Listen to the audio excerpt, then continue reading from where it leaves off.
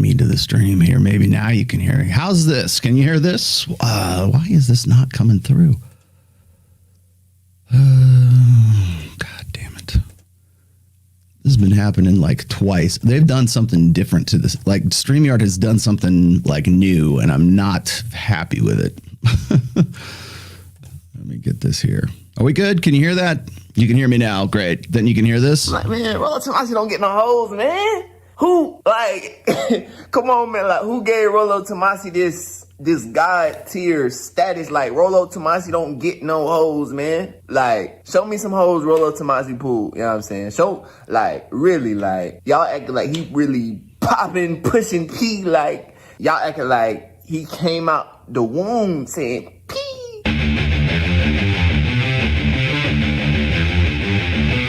Yeah, there you go.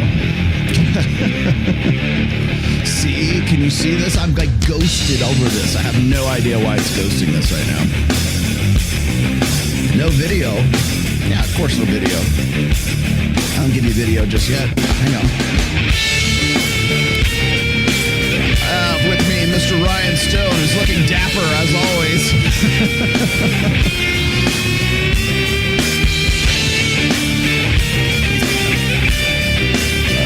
Sambada, finally. We're good. Thank you. Thanks for confirming that. Yeah, we're gonna talk about debate. Is debate dead? I think debate is dead. Ryan knows it is. Ryan knows damn well it's dead. Come on, guys. Debate me. Hey, I like that. React to me.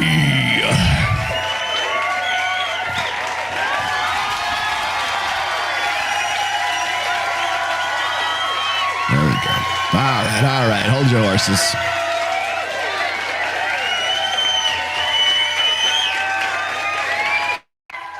He's got to do this first. Let's add that. Explain why men care about body count. I got it. I haven't told you the reasons why men care about it. You don't have to mansplain it to me. I'm okay. What, mansplain? That's kind of a sexist thing to say. You don't. That's sexist to say mansplain. You're literally a white man looking at me, telling me like what?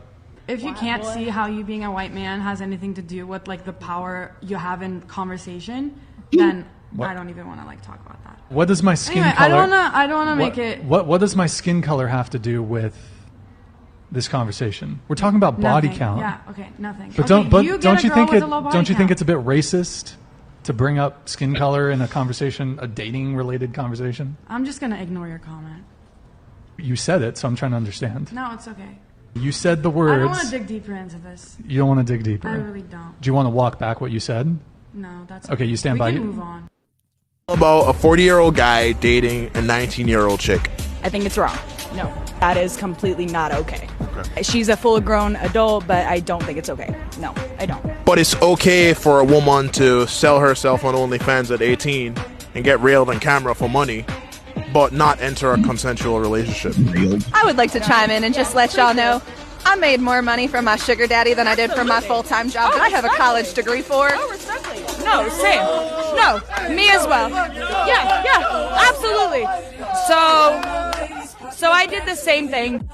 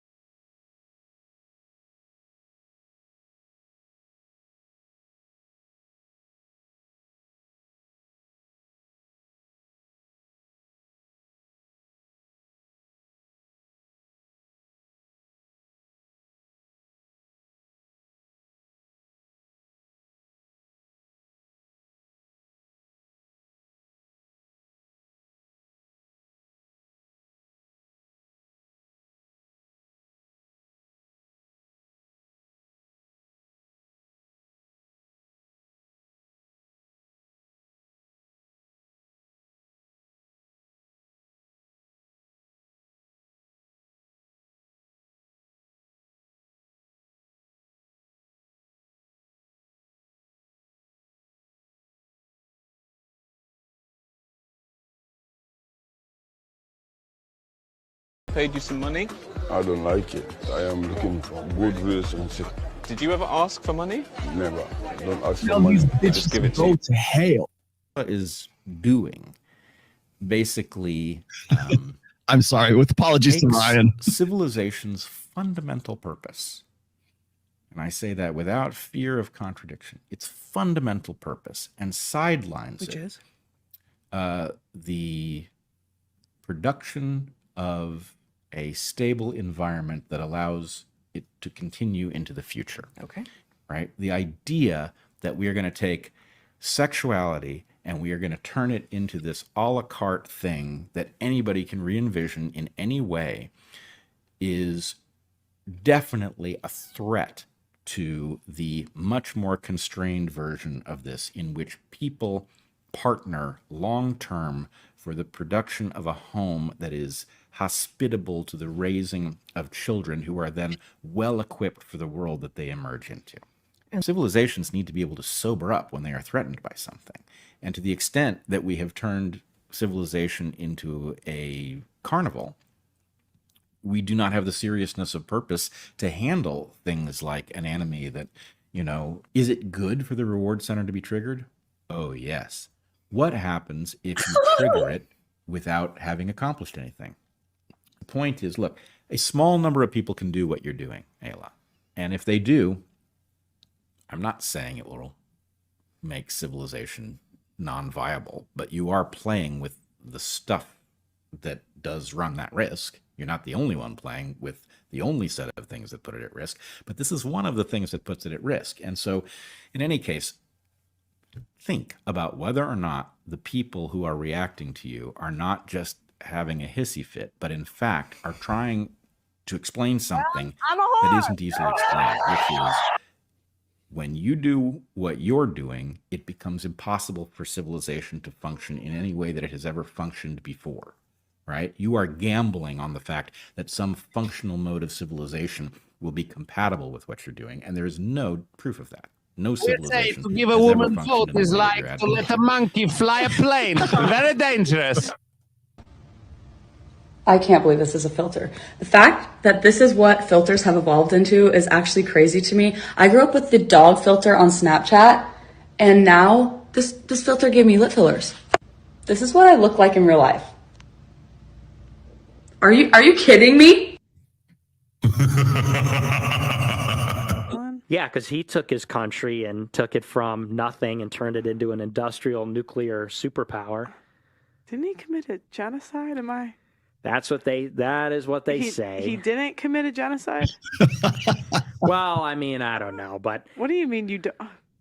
There's a lot of dispute about, was it intentional, was it overstated? How do you unintentionally commit a genocide? Because he didn't really when they say it's a genocide, they say so. He went in there and forced agriculture to be collectivized with these brutal 5-year plans, really high quotas, and it didn't really work, and a lot of people starved and died from it. And so people then say, well, that was intentional. They were trying to kill all the Ukrainians. And I don't know if it was intentional, and I think maybe it's overstated how many people died after the revolution became the dictator and single-handedly took Russia and turned it into a superpower. There were a lot of casualties, no doubt, but Russia was like a farm country, and it turned into the #1 superpower in the world. Okay. After World War II. Wow. Yeah, you got to break a few eggs to make an omelet, right? Take I've never heard that take. Oh, yeah. You know who else hasn't heard that take? My good friend, Rian Stone. Yeah, there's a reason for that. Jesus Christ. I don't have a problem with her, but why would you do that? Why would you bring that to my doorstep and your doorstep and hey guys, you got to deal with this because I need to get a couple followers? I'm so irritated. Yeah, that's going to be a lot of fun. Boy, the election season is already shaping up. Dude, my mentions got full of ethno-narcissism, and you see my melanin. Obviously, I'm like, when they start talking about the New World Order babies, I know who's first in the chopping block. I got no patience for that. Yeah, I wanted to start today's. I've got a lot of stuff on tap, and every single one of those, as you probably already know, I do those. Hey, thanks for that, Ned. Wolf. I wanted to talk to you about that. Gosh, it was from 2019. The essay from Whisper on the Red Pill forums. Oh, the why debate's useless. Yeah. I was just going to let you sort of paraphrase that. I kind of need to call it up. Maybe we should probably even just read that. But I thought it was kind of perfect timing for all the BS that's been going on since really last week. Honestly, are you trying to understate the whole next 2 hours? Or we're gonna pretend I'm just trying to preface all of this shit right here, right now, because I want to talk about debate, and I thought that was a really good. I forgot that he wrote that too, and I was like, oh man, I got to go back to that. You by the way, Rian Stone, everybody. Hi, how are you? Hi, my name's Ryan. I've been sober for 12 minutes now. He's got a new book called Praxeology Frame, right? Is that yes? Volume 1 Frame. Great forward by a good writer. You might know him, Roger Tomarso. Yeah, Rollo Tomatoes. Yeah, that dude. Yeah, that guy tries. Very knowledgeable about flagpoles and other types of architecture. Is he Italian? I'm still. I don't know, but everybody's throwing rocks at him, so that's all I can say. Yeah, what can you say? Oh boy, cheese tax. Yes, I saw the cheese tax. Thank you very much. Oh, you saw the cheese tax? The cheese tax video. Yes, it is pretty funny. I like it. It is pretty funny. I'll give you that. Have you seen the I Can Do It For You, Kermie? No. Oh, it's another one because the long snouts, they have it reaching into Pringles cans, pulling out Pringles. It's pretty good. You'll like it. Yeah. And then by the way, I'm wondering if that's still going to happen. I hope though they do. Go for it, man. I hope you do. Yeah. You know what? Vaya con Dios, man. It's go with God, my friends. Do what you got to do, because I'm now changing my tact. Man, what should I say? Are you pivoting to Red Pill? I'm pivoting to Red Pill. Yes. This is the kinder, gentler version of Rollo Tomasi. Yes. Oh yes. So those Gambian men are up to no good. But what about the women who choose to purchase those sperm and alpha? These women believe they are the only worthy men. No one is allowed to question that. You know what? Emilio Fonicio, I am going to star your comment because that's going to come in useful later on. So I want to point out a few things before I get started here. People are going to ask me like where the last week's video is, and I intentionally deleted it. And I took it down at the request, at the legal demands of a particular individual who will go nameless, because I'm not even going to say the guy's name at this point.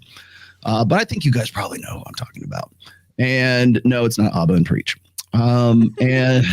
Exactly.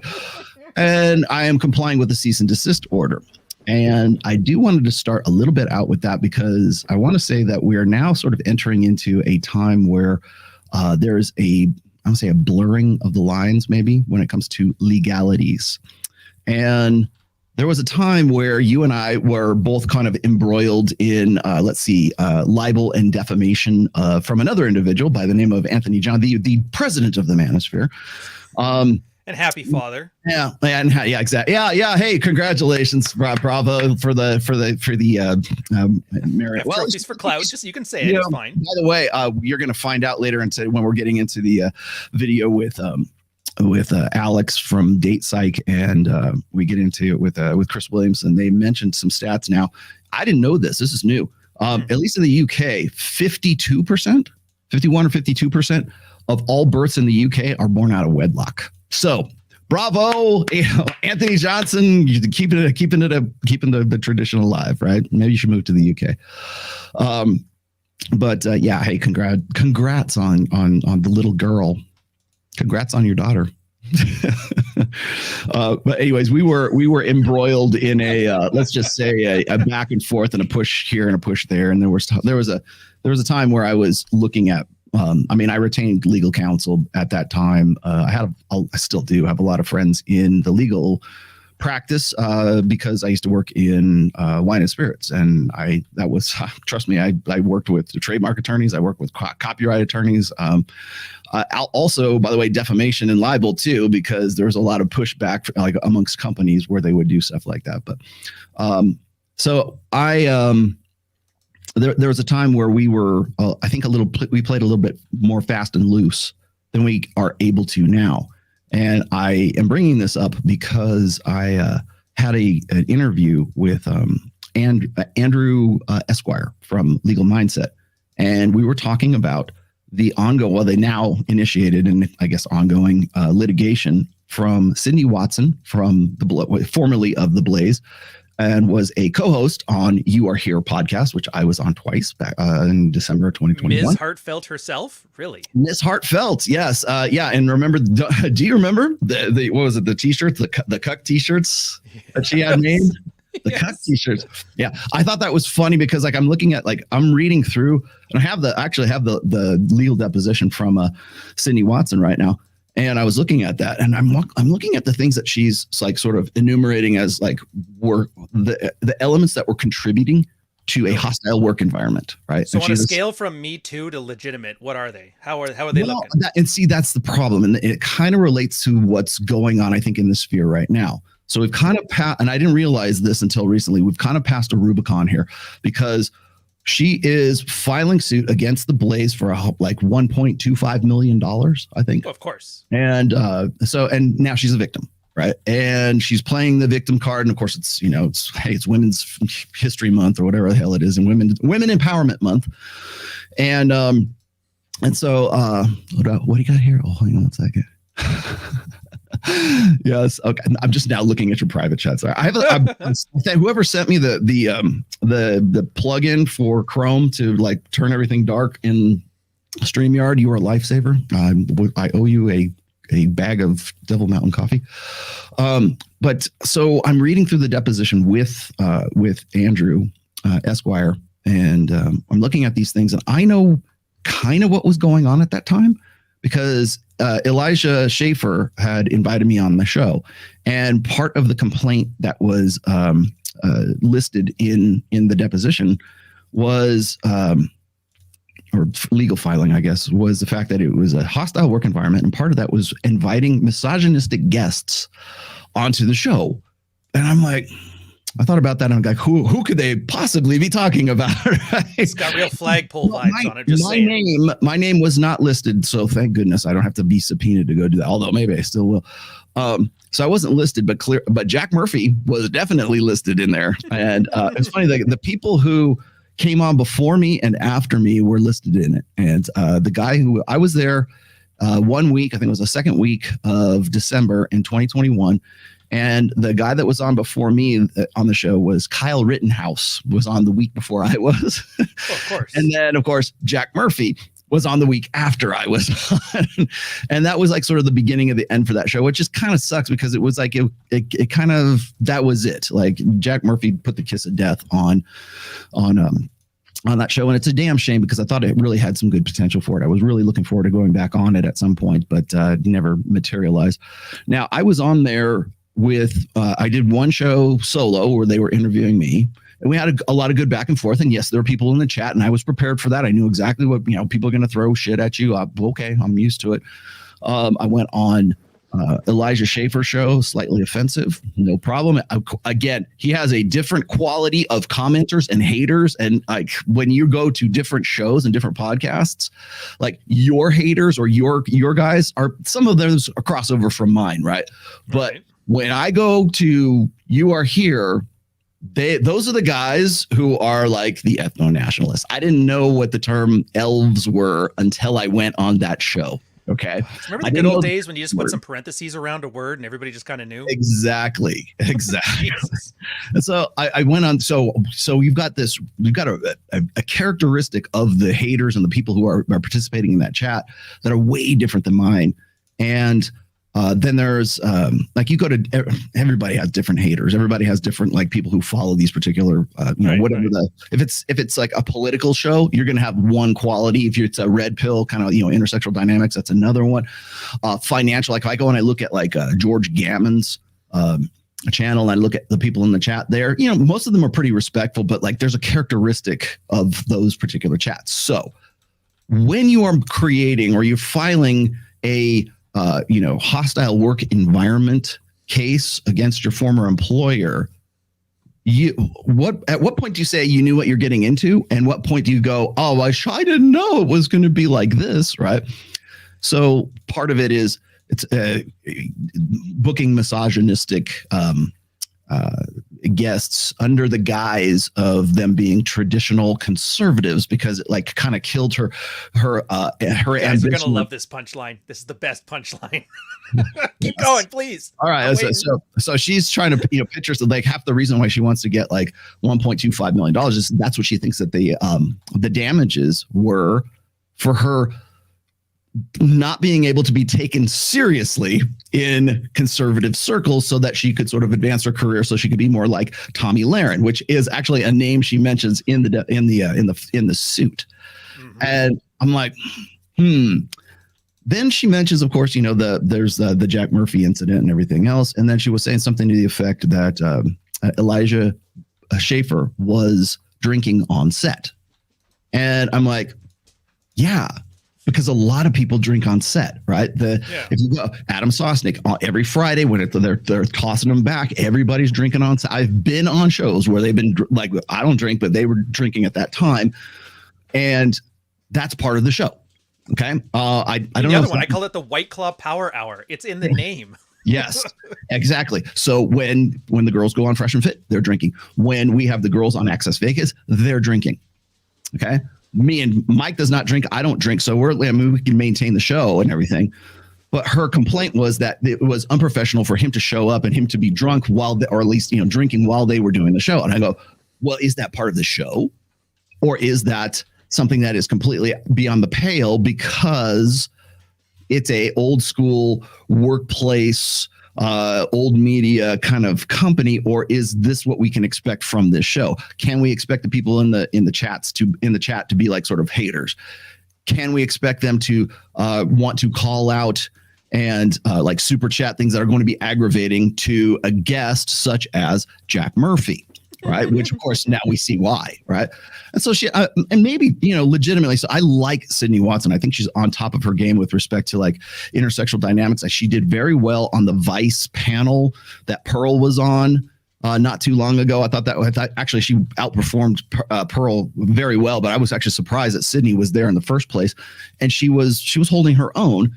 So she knows what she's talking about, at least in certain contexts anyway. She's very much a feminist still. I understand. I was on there with Ariella Scarella, whatever her name was, for my second interview. She is a lesbian OnlyFans chick who is also a conservative.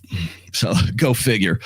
But yeah, and who do words mean things anymore, Rollo? Do they? I know. Well, I'm going to tell you something. This starts off the really good the conversation here. Mike Sartain has told me this. He says we're getting to the point where we will pass the Overton window for OnlyFans for conservative talk. Right? We're going to get to the point where it's going to be okay for a conservative female to run for office or whatever who also has an OnlyFans, and it will be okay in conservative circles that she does that. She'll just be a sex worker or something. Right now, it says kind of like a stigma to it. He's arguing that at some point, maybe within the next year or two, we'll pass that Overton window and it will be okay for as long as you've got the red MAGA hat on or you're wrapped in the American flag, then everything will be fine. And I think we're also seeing sort of variations of that. I was going to ask, did you see the Blair White one? Yes. So now we're seeing variations of that where people are going to go, hey, don't hate her. Hey, leave her alone. Because she's one of ours. She's part of our tribe. Yeah. She's part of our political ideology. And I think that maybe at some point, Sydney Watson is going to lean into that. But my greater point in all of this, I'm like, well, why is Rolla starting with this? Because I think we've reached a point where the old media and the old order is conflicting with the new order, and we can see it in this lawsuit here. So when Sydney Watson is talking about a hostile work environment, well, you're on a podcast that is meant to be hostile. It's meant to be a hot kitchen. You can drink on the set because that's part of the gig. That's part of the show. Right. You're going to get haters in the chat. You're going to read those haters and you might step in it from time to time. Is there a reasonable expectation, like legally speaking wise, for her to say, hey, I felt threatened. I felt it was a hostile work environment. There might've been other things going on as well, but I'm just going from what I was reading when I was on with Andrew. And I think right now we're getting to the point where doing like say a slander or a libel or a defamation or personal like punitive damages for Sydney Watson, I think we're getting to the point where there's enough of these happening and there's enough gray area that you're going to have ambulance chasing lawyers who are going to go, hey, I can make that work. It happens so often with you. Don't worry about it. Wait till it happens again, and then we'll jump on it. And so I think that when you retain somebody like that, or when you have a sort of this nebulous area about what's slander and what's not, then you've also got to put YouTube into there as well, because YouTube will, I don't know, arbitrarily pull some videos and they won't do it to others. So it's kind of, you got to throw them in the mix too. That's why I hate this clown show. Like, I get it. Like, they're all doing was last year it was all, did you know women divorce more than men? And they're hitting the MGTOW 2011 talking points. And now elections are ramping up. So, hey, let's talk about the elves. And you're like, okay, I get the circus. What I don't get is how bad people are at it. And you don't mind if I mention a little bit of Purdy on this one, do you? No, go right ahead. Okay, whatever. Brings the Fuentes kid on, who I don't really know him from Adam. I understand the whole JQ thing, and I understand how it's toxic and most people don't want to deal with it. Personally, I don't want to deal with it because it's off topic. The last thing I need to do is start having to answer these questions when we're just trying to talk about guys getting laid. But the part that gets me the most is she's cheerleading red pill. So like my niche, making us look bad. That's really the only thing I care about. It makes us look bad. Don't care about going DEFCON 3. But now, did you notice as soon as that interview finished, like my mentions filled up with people calling me Hebrew. And I was like, what in the fuck? Like, what detached reality is this? And then there was this French Canadian named JF Garapi, what people may not remember. He used to be Andy Worski's co-host back in 2015. Oh, really? So he was already known for being like the ethno-nationalist, right? Like white is right and all that crap, which I'm like, whatever. Melon and me loves that talk. But then I remember once things started coming out, like you remember when Lauren Southern was given the whole expose about how everybody was a degenerate cokehead and whatever, and you're like, oh, I'm so surprised. No, she's an alcoholic, but go ahead. Yeah, he had, everybody was an alcoholic there too, but that's the point. And he had his own stuff. I guess people don't know that guys like that, he basically groomed a mentally handicapped chick and tried to steal the baby. Ended up getting a whole bunch of court stuff on him. Like I sent it to you because he was starting to engage with you. I'm like, dude, arms. No, I blocked immediately. Yeah. Yeah, and so that's the problem I have now is you see all this stuff, and it's just people with low frame, and in the red pill space, I'd say that's about 90% of creators, Rule Zero crew aside, and maybe one or two others. All of a sudden, it's going to be like, hey, what's the most red-pilled way to something the Jews? And I'm just like... Yeah, you can't even say it. Well, so when, and I... Like, how does this get anybody laid? I cannot, like, win at all right now on Twitter, on Instagram, on here right now. I can't win. You can't wrestle with pace. There's no way I can win. Okay. And I realize that. So you get to the point, like I mentioned this when I was on Dr. Phil, I said, you get to the point like where you're playing like football in high school, right? And the other team is just kicking your ass. Like they're up like 42 points. So there's no way you're going to win. So what do you do? You go, you know what? We're not going to win this, guys. Huddle up. We're not going to win this. We're going to punch them. We're going to play smash mouth football. We're going to make them hurt for every yard that they get. Right. Right. And so you get to the point where it's like, okay, I don't care. Right. All I'm going to do is meatballs with Bill Murray. It just doesn't matter. Just doesn't the other matter. team and run to the bus. Does not matter. Yeah. And so you get to the point where it's like, you're halfway defeated and you're like, I'm not really defeated. It's just that I'm never going to win this based on the premises that I think we ought to be, like the framework of a debate or the framework of this discussion kind of thing. That's never going to happen because you're not dealing with people who are honest actors to begin with. No, it's performative. So, yeah. And that's here's I actually don't actually think I'm a. Here, I'm going to go into your chat. I don't need you engaging this nonsense. Yeah, please do. I know. I run a much more tighter ship when you're on this show. No, that's the problem. Is like we have some good stuff to talk about. Instead, I got to go on tard duty here. Yeah, tard duty. It's like guard duty. It's tard duty. Yeah. Well, you can't really talk about the elves. In fact, I'm kind of glad I want to. Right? Like, what's the point? That's the one thing. If I ever talk to Fuentes, that's my question to him. What's your end state? Like, what's your end goal? Let's say we agree 100% on everything. What happens next? I don't think there's an answer to that. I think it's just, right now I want people to get pissed off at me. They try to cancel me. I can use that to build my brand because I'm the martyr, like Jesus. And that's it. And he's willing to nuke every brand in his way to get there. Like he nuked Kanye. He nuked pretty much everybody he's talked to. Same thing as the JF guy. Anybody who associated with him was brand cancer. I will say this. So like I got run up the flagpole for even. I know you like that. I do. I got run up the flagpole for confronting or at least trying to hold accountable a guy like Adam Sosnick, by the way, who I've reached out to since then. Can you get me caught up, by the way? I've kind of missed all the details on this one. Well, okay, so here's the long and the short of it is that Adam Sosnick, probably unbeknownst to he's claiming ignorance, and I'm like, it's almost the ignorant part of it almost makes it worse, right? If it had been malice, I would at least I could understand, right? But he had a John Anthony lifestyle on his show. I can say that at least. That's okay. That actually happened. Okay, and sweet Jesus. So pretty much everyone that was in the chat was trying to either throw super chats at him or throw just regular chats. Adam's show, they rarely read super chats as it is, and they usually wait till the last 5 minutes of the show to rifle through them, which is really kind of a bad practice. Thank you very much, Chris. There's that attention you wanted. And in this case, he was on there, and I mean the chat was exploding like, this guy's a fraud, this guy's a scam, blah blah blah. So they were the chat themselves were doing all this. I chatted in I think 3 different super chats. And none of them got read. And of course, they want to make it about the money, right? Oh, you lost $60. Oh, Rolo's, but he's worried about $60. It's not that. That had nothing to do with why I was kind of bent. Okay, it was a fact that this is Valuetainment and Adam Sosnick bill themselves as being the hey, let's have an open debate. We get people in here all the time that we disagree with, and we want to have them on so we can get their perspective and we can push back and they can push back. Have a real debate, right? Which is of course today's theme. And that's not what happened.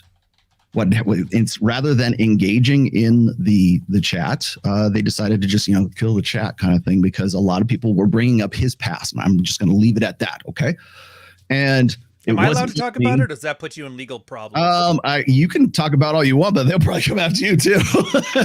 Yeah. They'll probably come after you. They're coming after everybody, man. We know. Well, he brags about the 1,000 notches. I'm not defaming him by saying he bragged that even some of them were women and a few of them were free. So I don't know what you want me to say. That was what was mentioned in the chat. And so I don't think that Adam really realized who he had on.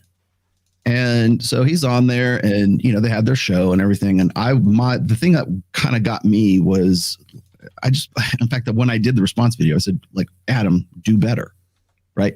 It's ignorance is no excuse now. You're too big a brand or too big a show right now not to do your due diligence. And he said, well, I don't book the guests. I'm like, that's even worse, dude. That's even you saying that we don't book the guests. We didn't know who was coming on here. We got Ricky Red Pill. We've got, Alex from Playing with Fire. He might as well it's have his company, isn't it? I kind of hope he does. I think he should have Anthony Johnson on there. Please do. That's his company. He owns it. He's running it. It's his show, but it's Valuetainment is the company. It's Patrick Bet-David's company. Oh. And so the long and the short of it is he's claiming ignorance. He didn't know who the guy was. There was the chat explained. There had a lot of people in the chat, by the way. I'm sure it was a pretty well watched show. And so people were coming at him, and they just didn't have a chance to engage, and they wouldn't engage because, once Natalia took a look at the chat, she decided to just say, I'm sorry, we lost all the chats. No, you didn't lose all the chats. You just didn't want to read them. And okay, I get it. Maybe they did the right thing. Maybe you guys did the right thing by not doing that, because Sydney Watson is now suing the Blaze because she did read all of the chats when Jack Murphy was on there, and that ended up killing their show. So perhaps that was the best thing for them to do. So I don't know. I guess time will tell whether or not that's true. But I still think that the ignorance aspect of it, like when they wanted to have Jack Murphy on that show, they weren't having him on there because they thought he would be particularly aggravating. They thought he was a traditional conservative back then because he was on Tim Pool quite a bit. And they just wanted to get somebody who was on Tim Pool's show to be on their show because they were up and coming. Hell, I had more subs than they did at that time. and probably the reason they wanted me on there too.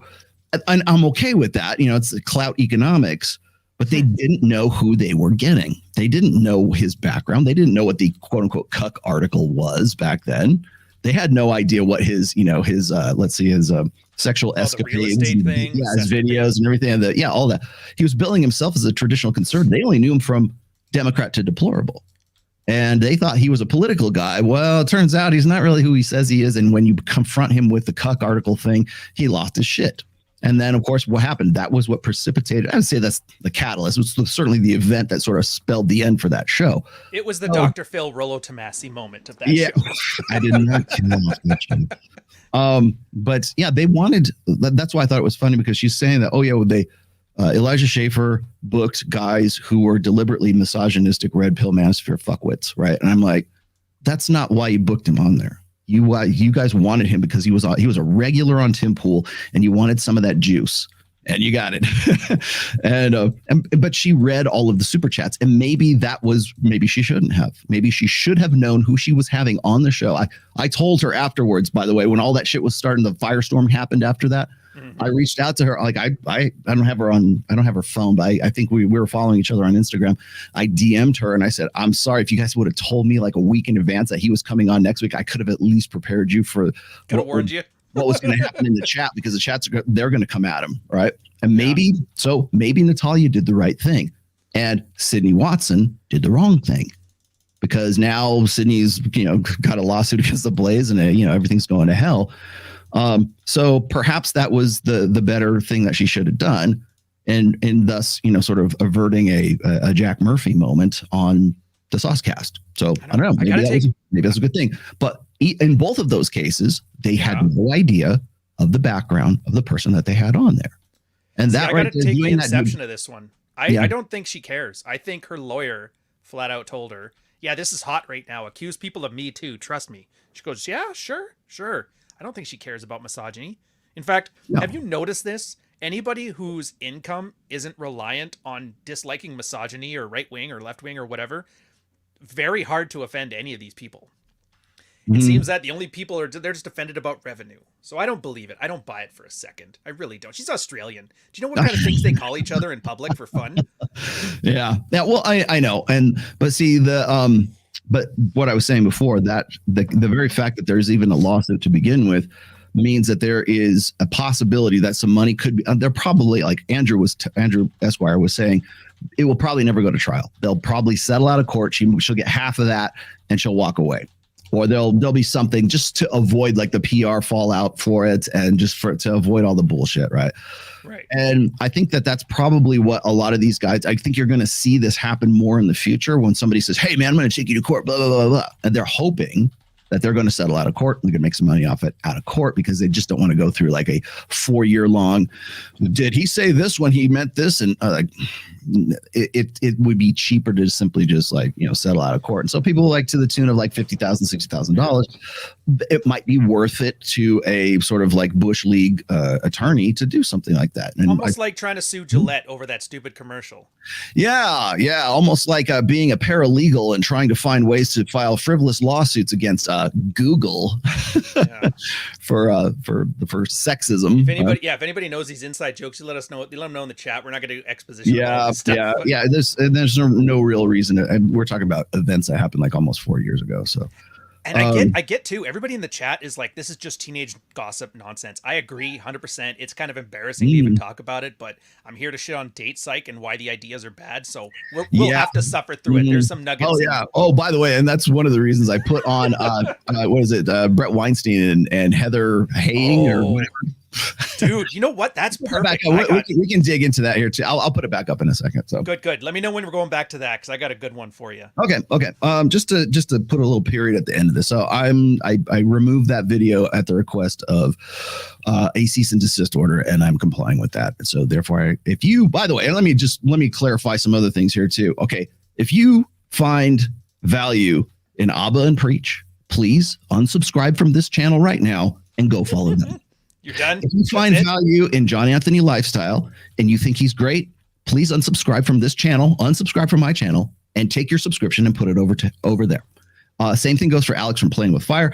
Same thing goes for Pearl. If you find value with their content and their format, please unsubscribe now and go over there. I'm telling you right now, please. I will take the hit. This ain't the Unsubscribe place for you guys. and go over there. Seriously, because if you find value in that, then you come back to me and you say after 3 months, 6 months, hey, here's what I'm seeing happening over there. Okay, fine, good. That's we're all free to go do whatever the hell we want to. I am not the gatekeeper of the manosphere. I'm hereby saying unsubscribe here and go over there. Therefore, I'm not the gatekeeper anymore. You can go do whatever the hell you want to. If you find value and you think that is a better bang for your buck or your viewership, whatever it happens to be, please do that. Never had a bad thing to say about Pearly until she brought that Groiper crap to my fucking life. Yeah. Oh, I'm so annoyed. Yeah. Well, and then so that was, and okay, so getting back to that. So when that showed up in my feed, of course, everybody tries to bait me right now. I don't mean debate me, like to bait me into doing something about it or talking about something on my show, which I will oblige most often, more often than I probably should. I don't have a problem with Pearl personally. Okay. I have a problem with her, at least, supposedly representing a sphere in which she has been a fast follower and never been an innovator. She has never been an ideas person. She's an entertainer by her own admission. She has said on multiple times on multiple shows. It's all about the entertainment. Well, the entertainment that you just got was Nick Fuentes on her show. That was entertainment. And I'm going to just point out one last thing here is when I got blocked by Roosh back in 2015. Roosh blocked you too? Oh, well, a long time ago, right? Long before he became, Ted Kaczynski, But so it was 2015. He went on the Dr. Oz show, and went on there, and he was supposed to be like this, They wanted a whipping boy, and he was happy to be that whipping boy. I don't know how much he got paid or if he got paid, but I will say this, is he went on a very extensive world tour right after that show to promote his books and to, go around and talk about free speech and everything, right? And remember, this is 2015. So he went on the show and then realized that it was not really all that good a look for him because he was supposed to be a fat shamer and he was like surrounded by fat chicks who are just, you shouldn't shame us. And they just needed like a whipping boy. Right. And he was that whipping boy. And then he tried to present himself as being sort of uneducated. He didn't know what he was getting into and he got ambushed by Dr. Oz. And that's what people thought was going to happen with me with Dr. Phil. I'm like, no, I know exactly what I'm going into here. And if I fuck up, it's on me and I will own that. If I fucked, I think I did pretty well. But the thing is when Roosh went on there, he got off, realized that it was a bad look for him and then tried to recover by saying I was ambushed when in fact he'd already written like an essay about a year prior. And the title of the essay was Dr. Oz is a pussy and his wife runs his show. So he knew what he was getting into. And that's when I called him out and I said, dude, if you took the L, that's fine. But don't try to pretend to the audience, to people who are in this, that you didn't know what you're doing. Because audiences are gullible though. They'll buy it. Dude, people think Tate is like got a school for helping kids that don't read too good. Like the Zoolander thing. It needs to be at least 4 times as big. Yeah. After the 500th video of him saying, yeah, I murdered puppies. They're like, no, he's just saying that for the clout. That's a character he's playing. People are stupid. They really are. The internet has made it so hard to sympathize with men. When I first started doing this, I'm like, dude, men got it so hard. And at the end, I'm like, I get it. I get it, ladies. I get it. So the reason why I brought this up is because when Pearl has Nick Fuentes on there, and later on she says, I didn't know who he was. I didn't know anything. I'm like, girl, did you not see what happened with Kanye West, Milo Yiannopoulos, and Nick Fuentes? Not but like 2 months, 3 months ago when they stormed off the stage because they couldn't say elves. Tim wouldn't let them, and they knew that was going to happen. That is classic Milo, by the way. That's like provocateur Milo. They knew that they wouldn't be able to say that. And then, of course, right after that, then you've got like Kanye West going on Alex Jones saying, "Oh yeah, man, that guy Hitler was a great guy," right? That's what Stalin was he was just misunderstood. You got to break a few eggs if you want to make an omelet. Like that's the kind of stuff that people will remember. And I don't care whether you think he's great or he's the devil himself. I don't give two shits. My point was like, Pearl knew goddamn well who this guy was, and if she didn't, she should have. Same thing with Adam Sosnick. Should have known. If you're going to do this, and you're to the level and to the degree that you think you can get, like you're at 1 million subs, man. Sosnick's not at 1 million subs. Pearl is at 1 million subs. If you're that up that high, you better know, or you better have people who know who you're booking as your guest on there. Yeah. Hell, even Kevin Samuels knew and he was a one-man show. He knew damn well who Brittany Renner was. He knew damn well who the celebs that he was interviewing were and what was going to be talked about. And good, it's not hard. Awesome, good. Kiwi Farms, look them up. You get like everything in about 30 seconds. How do you not know who Nick Fuentes is? He was on Tim Pool, just like or got walked off, I should say, with Kanye West, for fuck's sake. And so to hear that, it sounds like it's just okay. So it's either very disingenuous or it's very ignorant. And if you're going to like pose as sort of like the poster girl, I'm the red pill mom. I want red pill wives. And so if that's going to be you, I expect a certain level of professionalism at the very least. And that's what I was calling out. I don't care about Nick Fuentes. I care about the fact that she's saying, I got ambushed. I didn't know. No, you did know. You had to have known. Well, I mean, you've got a wife. You know for a fact. There's an argument. You know the one where you're right. You're absolutely right. You know she knows she's right. Or she knows you're right, but she's never going to admit it. And so you realize just like you've made your point. You just let it lay. And then you let her quietly go and, save face. I think we're at that point. Let me tell you a story. I'll tell you a relative story. Okay. Better have a punchline. It does have a punchline, actually. When I was a kid, when I was like 10, maybe even into my teen years, whenever we would go to like a family gathering, like Thanksgiving or Christmas or something like that, my grandfather or my uncles, whenever there was sort of like this gossip, this not infighting, but like this sort of back and forth stuff, with whether it was about politics or it was whatever was going on, social issues and things that were going on, and the women folk, right, my aunt, my grandmothers, when they were going back and forth, I always noticed that my grandfather would be like this. That was all it was because I think at that point you realize there's no point. There's nobody, like it's pointless. They're too far gone. Yeah, and so when you see an old man and all this shit's going on and the world seems chaotic and all he's going is know that he knows and you should do the same thing. Yeah, it's like this unspoken language that's going on. On Last Rule Zero, I've never thought how Red Pill Highlander was until they say there can be only one, and how they talk about game and the prize. Is the movie analogous to game we're playing? Don't take it too seriously, guys. It was just a joke. When did that movie come out? 84, I think. Yeah, really. There's better things to do with the calories you just burned to think about. But for Rational Trucker, there is a point to this. Rollo already hinted at it with some earlier articles, and this actually is, I know it's gossip, but it's getting around to sexual strategy. It's just very convenient from our side because the way a lot of brands are acting is just the same dynamic you see in a household with a man and a woman.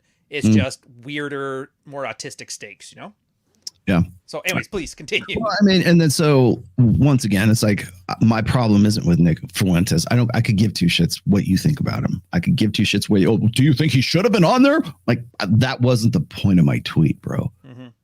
Because people are looking, and as you remember, I actually called this up because I think we discussed this earlier. Where did I put that? Is this a? Oh, here it is. Okay. Many people can't process a fact or statement devoid of moral or political sentiment. This is why factual statements elicit responses such as so and your point. They can't process fact without being told how to feel. So if I am critical of Pearl for not knowing who her guest was on her show, that means that I have something to say about Nick Fuentes rather than what I'm doing is pointing towards Pearl, not pointing towards him. But they can't do that without having to want to know what team you're on or what tribe what colors you wear. And that I think is something that we're going to see become more and more extreme here. in the next 18 months or so. You're seeing it so much. Oh, once already you bring out. up the Whisper article, this is all coming circling around. Okay. I'm so Okay. looking forward to that Do you have it punchline. somewhere? Do you have it? Can you or put it in this chat so I can read it? Oh, I can pull it up. Okay, I was going to sum it, but Yeah. here, Can we'll you get it. can you pick that up real quick? Because I think maybe summing it up would be a. Yeah, funny enough, it's like as soon as I type PPD into my taskbar, it goes right to it. Yeah. That's how often this thing comes up. Here you go. Whisper's fantastic too. I wish I knew who that dude was. I quoted him in Religion too, by the way. You might have remembered him as remember Brother Morpheus during the whole dust up back in 2018 or whatever. Yeah. That was him. Oh, okay. Yeah, that's how he knew exactly where to hit and how he was very switched on. Yeah. Do we need to read it or do you want to just sum it up? I mean, there's three types of debate right now. Okay, there's the classic debate, which is like sort of like Athenian debate, right? Athenian Greece to Rome to the actual what logic is based on deductive reasoning, and it's all about the getting towards the truth. And then there is, and you could read these descriptions here if you want to, but and then there is modern debate, and then there's postmodern debate, which is where we're at right now. So do you want to? Yeah, well, basically, classical debate is two people arguing for something to an audience, and they're just going to vote on who's the most persuasive. Modern debate was two people more adversarial, using that adversarial nature to find out what's more true. Postmodern debate is calling somebody a racist to win the arguments. Technically, we're in postmodern debate where there's really no debate at all. Like that yelling at people and calling them isms is kind of over. And now, as soon as you get onto a debate, like I'll use the example, me and Kyla, I don't remember her handle, it's weird. Destiny type girl, right? The debate's over as soon as we show up. The rest is just entertainment because the audience is already, like you said, devoid of moral whatever. That's people who like her are going to take everything she says with like the perfect steel man and everything I say with the perfect straw man. My audience is going to do the same thing elsewhere. Everybody's already picked their sides and now they just want to watch the fight. Yeah. And so the whole point of a debate is who brings the bigger audience, who has more clout. And the problem is with people with less clout, and this is the one thing where like weird commie YouTubers get it right. If you're the smaller brand arguing with the bigger brand, you're automatically getting a boost from that. Because like, wow, he must be important. You're taking him seriously. Yeah, it's like pre-selection. And so that's why this stuff is gone. So every time I hear somebody say, I want you to debate me, Rollo, or we should have a debate on this, You're a coward. You don't want to debate me. But and that's the good thing from Red Pill Lens, like arguing with feminists over how many notch counts is good or whatever, kind of teached us over 10 years. There's ways to deal with these things better once you understand what they're trying to do. And that's the other post I gave to you there was that we're not even debating about the same thing. So even if it was a legitimate debate, like guys, we're trying to find out what's more true. And we understand that morally it can be good or bad, depending on whose perspective you're looking at. Meanwhile, women are almost the exact opposite. Like my truth, it's just codified experience, but morality is consistent. There's one morality. So when you're arguing with somebody there for the entertainment value, you're trying to find out what's more factually correct, Rollo. Meanwhile, if you were to argue with anybody else, like any of the girls or whatever, they would just be trying to find out if you're an asshole or not. So then they can dismiss you wholeheartedly and become the top. Or are you bad? Yeah. So they can win the hierarchy. And that's why people keep asking, like, what am I supposed to feel about this? Because they want to be told morally what to feel. So then the truth is just as long as it fits in that morality, and they're working backwards. And that's why it's so frustrating to hear these guys talking and ranting about this stuff. I'm done at this point. I'm just gonna start. Yeah. Well, no. I get run up the flag. I get shit for this. Okay. I can say that. No, I like the line. I don't mean to poke fun. It's good. I like it so much. But I get criticized for this. It's like, well, Rollo he's afraid to debate me. He keeps ducking me. I'm like, but you still haven't given me a topic. You still haven't given me like 2 to 3. Like to me, when you say debate, I'm expecting 2 to 3 topics. You're going to be prepared. I'm going to be prepared. You're going to come there. You're going to say, I'm going to make my point. You're going to make your point. We have a certain amount of time to do so. Nobody's filibustering. Nobody's like, over talk. Nobody's doing that. It's like, here's my point. Here's my counterpoint. Here's why I think this gets us closer to the truth rather than what you're saying. Okay, fine. Here's my rebuttal to that. And you have a set amount of time. It's just how they do it on the, that was how Buckley and friends used to go back in the 80s. I remember that. But I mean, that's classic debate. Like it's supposed to be anyways. Yeah. Like if you look at debate that happens on the House or the Senate floor, in the United States, they give you a certain amount of time to make your point, and so that you don't like go over time, you better be able to say it within like what 7 minutes, 8 minutes. And then they have time to respond to it. You respond to it, and then you can refute it, rebut it, whatever. Or you can like sacrifice your time for somebody else to come in and like make a point too, right? Yeah. Because if you don't, you become Hafiz. You just sit there and wait. I gotta watch more about him. 2 hours to burn through here. Yeah, you got 2 hours to burn through, and I'm just going to keep hammering on this, and I'm going to talk over you. And he did the same thing to Pearl. Another reason why I'm critical of Pearl, right? It's like you can't. There has to be. That's not debate. There's no. He's just running out the shot clock. Just running out the clock. Yeah, he's playing to the meta is what he's doing, right? And just waiting it out. And that's what's called filibustering, which is a grand tradition in Congress, right? So unless there's a chess timer on the table, and we have 2 or 3 points, don't call it a debate, because that's not what it is right now. So in Whisper's post, there's the classic debate, which is what I'm talking about. Like, we need to get towards like an objective truth. What is factually true here?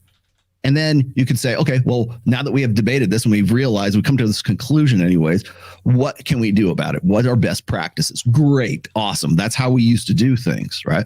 Then you get into modern debate, which is more about like brand management, right? Those are the presidential debates where it's not about the issues. It's about making your opponent look worse. And now it's to the point where we're at postmodern debate, where it's just like blood sports, because it's easier to do it now than any other time in history. And so I'm not interested in postmodern debate. If people want to debate me and they want to say, I think you're wrong about war brides, I think you're wrong about hypergamy, I think you're wrong about, okay, great. Come to Vegas, sit across the table from me, and we'll discuss that.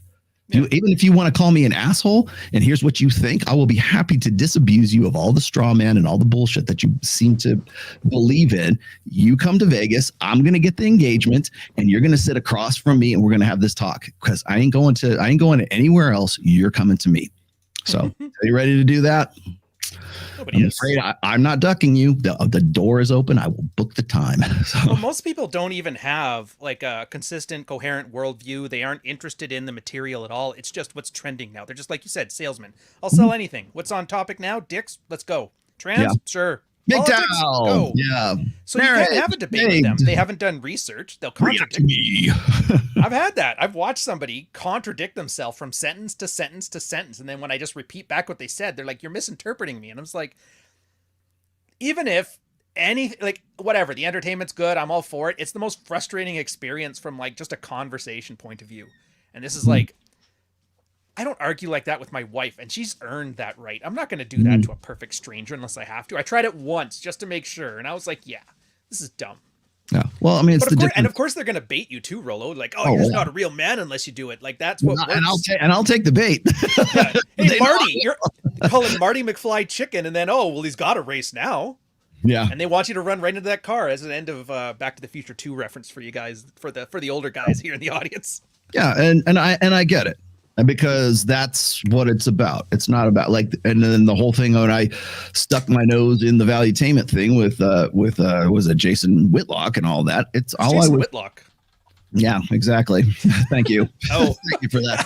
I had no idea up until probably about a month and a half ago, something like that. Anyway, it was just I just wanted to shine a light on the fact that the only reason why valuetainment is what it is right now is because it's out of taking other people's content for free. And by the way, they're not the only ones that do this. Almost everybody does it. There's a long history of people who are like, it's clout economics now. We've gone from the hustle economy to the clout economy right now. And if it's convenient and it's free, they'll be happy to take it. If it's not and they got to pay for it, forget it. Yeah. And in 2015, I will grant people like, I didn't know. But you've seen at least one cycle of this. The whole, now. Yeah, you definitely know now. Yeah. Tucker Max, Mark Manson, Cernovich, Stefan Molyneux. You guys know all the names. Yeah, JF Gareby, the Andrew Worski. No one in the chat and watching this does, but we do. Yeah. Guarantee some of you guys know who these people are, and you've seen this stuff, and they all blew it up publicly because they don't know how to have a private life and a separation of work. Yeah, separation of duties. So everything that happens in private life, you got to make content out of it because they got nothing else. Yeah, exactly. Great learning experience. great learning experience. Just horrible people. But I guess, I mean, there's no freak shows on the side of the road anymore, so maybe this is what we get.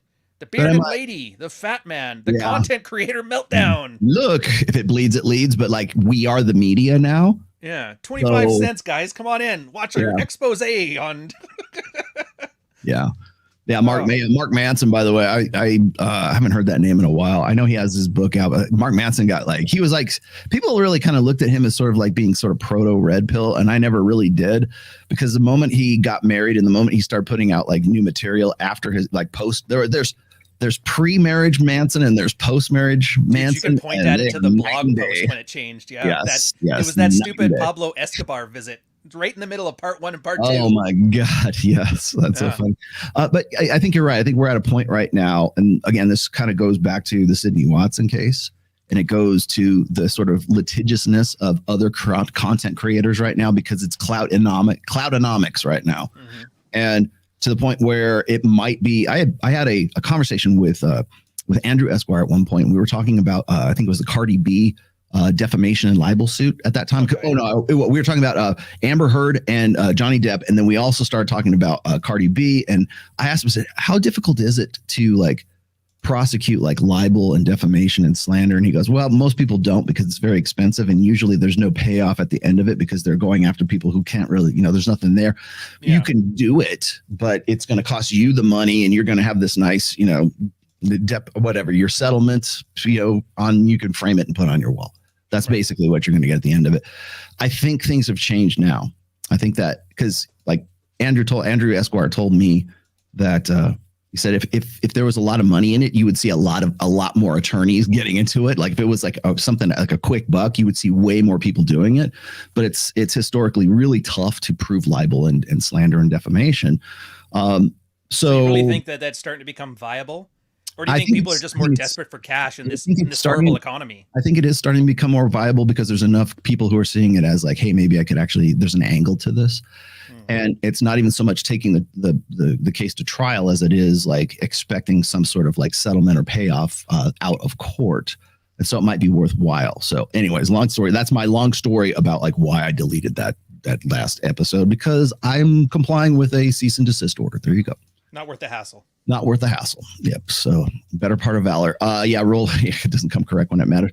Yeah. Well, she's an entertainer, and she doesn't know her. And by the way, so is Adam Sosnick. They don't know clearly. Over several different shows, they don't know who the people that are coming on are. So maybe that's something that like I said, if you don't find any value in my show or my books or anything like that, fine. Just dump me and go follow them for 6 months and see how your life changes as a result of that. Yeah. And these are people who should know better. I know better. And that's the thing. They might know better. That's the worst part, is they might, and this might all just be drama. But I mean, I always think of like, holding women accountable. I'm like, you're never going to hold women accountable. There's no consequences. Why would they be held accountable to it? Because you want them to? Well, good luck with that. Yeah. I think it's the same thing, or as the audience, it's really on you guys. And I'm looking at you, Paul and Mark and Arcs and Red Pill Steak. Yeah, we're looking at the chat. Don't worry. We see you. We see you. Hi, guys. It is. It's really on you guys. I get it. Watching Rolo yell about the flagpole entertains the hell out of me. But at the same time, I'm not going to bait him into it to watch him melt his brand. There's like a sustainable audience thing. And at least for you guys, I don't know what you guys want to get out of this. Maybe your life's all put together and you got it 100%. I doubt it, because then you aren't watching chicks argue about auto mechanics thinking this is great. Like the whatever podcast. You see that one? The Venice Beach Fresh and Fit? Oh yeah, no, it's UCSB, University of Santa Barbara. Yeah, which is so much better than Venice Beach. Okay, good. Yes, and Brian's asked me to come on that show a few times, and I'm like, if I can, I will do it. I like the guy well enough. I think I've told him in the past. Was he the guy that said he didn't want to be gay by sleeping with trans girls? No, or was that the other guy? I don't know. I don't know. That might have been one of the guests on his show. Maybe. Thank you, Chris. You're welcome. Yeah, thank you for that. I'll get to these super chats right quick, just so I can get them out of here. Thank you for this $10, Emilio, Gambi and Mint. Oh wait. I will come back to you. Hold on. I want to save that one.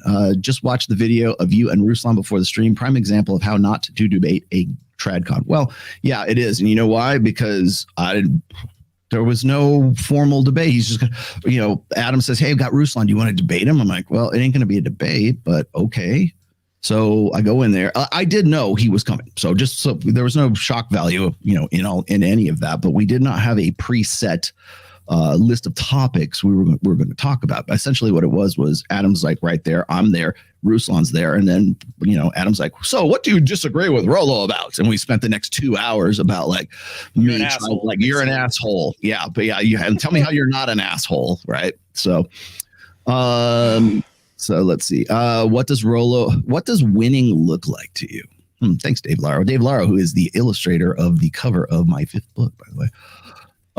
By the way, he nails it. This point is deeper than you guys give it credit for. What does winning a debate look like? Yeah. I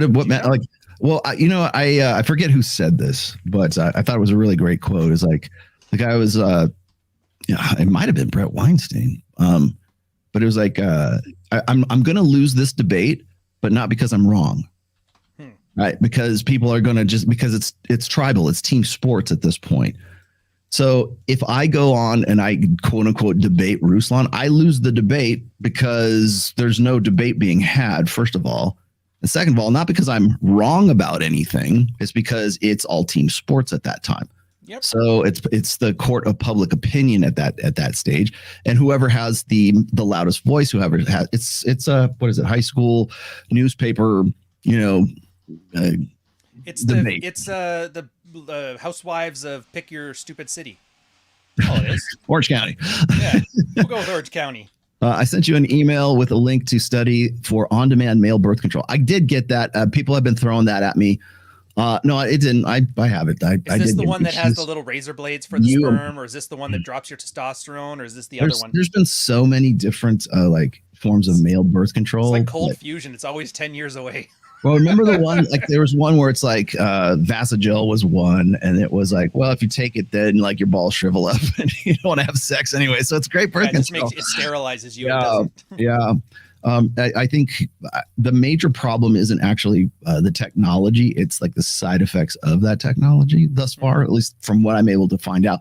Do I think that a male form of birth control with no side effects would be a game changer? Absolutely, I do, which is the conversation you really want me to have with you. But that's the problem, is that human beings are a DNA replicator. So you're basically removing our primary evolutionary function. Yeah. So there's going to be some pushback. Yeah. All right. Let me throw this one out here. You know who finds value in JAL? I won't tell you what those acronym means. Spencer Cornelia did a 3.5-hour live stream with JAL, called him legit and the real deal.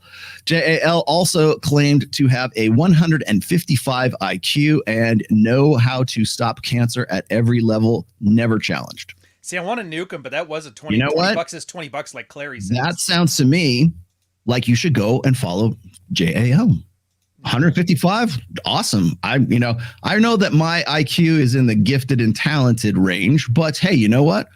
You get value. Go right ahead. Please go over there, unsubscribe, and go over there, and you tell me in 2 or 3 months how it's going for you, and I'll be happy to listen to you. It's so weird on the internet. You can just claim stuff, and everybody just takes it at face value. And if you challenge it, if you challenge it, then you're damaging my brand.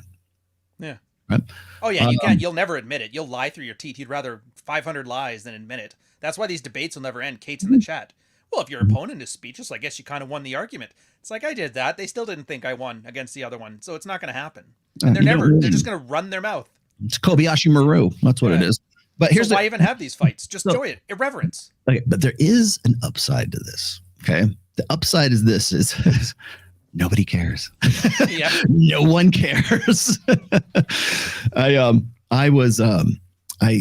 had to have Mike Sartain actually sort of explain this to me, and he uses this quite a bit, like in his live shows, and like even when he's been on with me. Right. We live in a country where the president was banging a porn star, right? Was who said grab him by the pussy, right? Nobody cares. And he did. No one cares. No, or Stormy Daniels, right? Oh, no one cares. O.J. Simpson, you know what he's doing right now? He's partying with nice, hot, tight ass, blonde girls between the ages like say 18 or 21 and 30 or so. That I heard they look like his ex-wife Nicole too. Brown Simpson, right? And you know what? They all know, and they don't care. You gotta admit though, wouldn't it No give you one some cares. pause? Like if somebody murdered somebody that looks just like you and they want to hang out, you wouldn't be thinking, let me one get back cares. to you on that. Well, I see. What's the guy who's like really critical of the Tates right now? Is like Agent Smith or something like that. In the I was gonna say, Crab Crawler. There's a lot of Crabman's another one, but no, it's Agent Smith, and he's like hammering. He's got it pinned to his Twitter. The connection between Mike Cernovich and Andrew Tate, and trying to make get the stink onto Mike Cernovich. Oh yeah. If you're watching Agent Smith, nobody cares.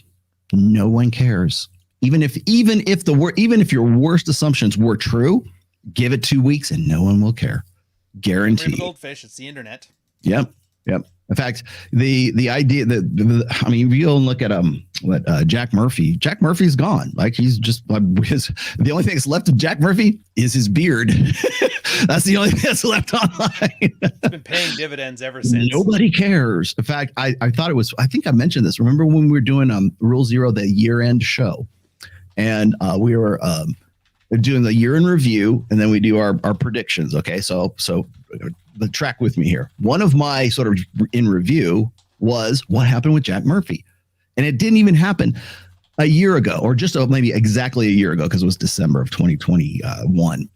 No, where's Jack Murphy? Who's heard from him? Who's hanging out with Stefan Molyneux in the... Is he? Yeah. What happened to Stefan Molyneux? People don't even know who Stefan Molyneux is. Although I don't know. Maybe some Nick Fuentes fans know who he is. But yeah, where even Milo Yiannopoulos was like invisible right up until the point where he rolled in with Kanye West. Mm-hmm. And people were like, who's this Milo guy? Like he's got to reinvent himself because he's been out of the limelight for so long. He's got to hobnob with Nick Fuentes and Kanye West. And I would say of the three of them, it will be Nick Fuentes who actually lasts longer than any of them at this stage. Well, you need a bad guy. David Duke is dead, isn't he? And Spencer, he decided to go. Right. Isn't he like a trans activist now or something? Who knows? I have no idea. But you know what my memory of Richard Spencer is?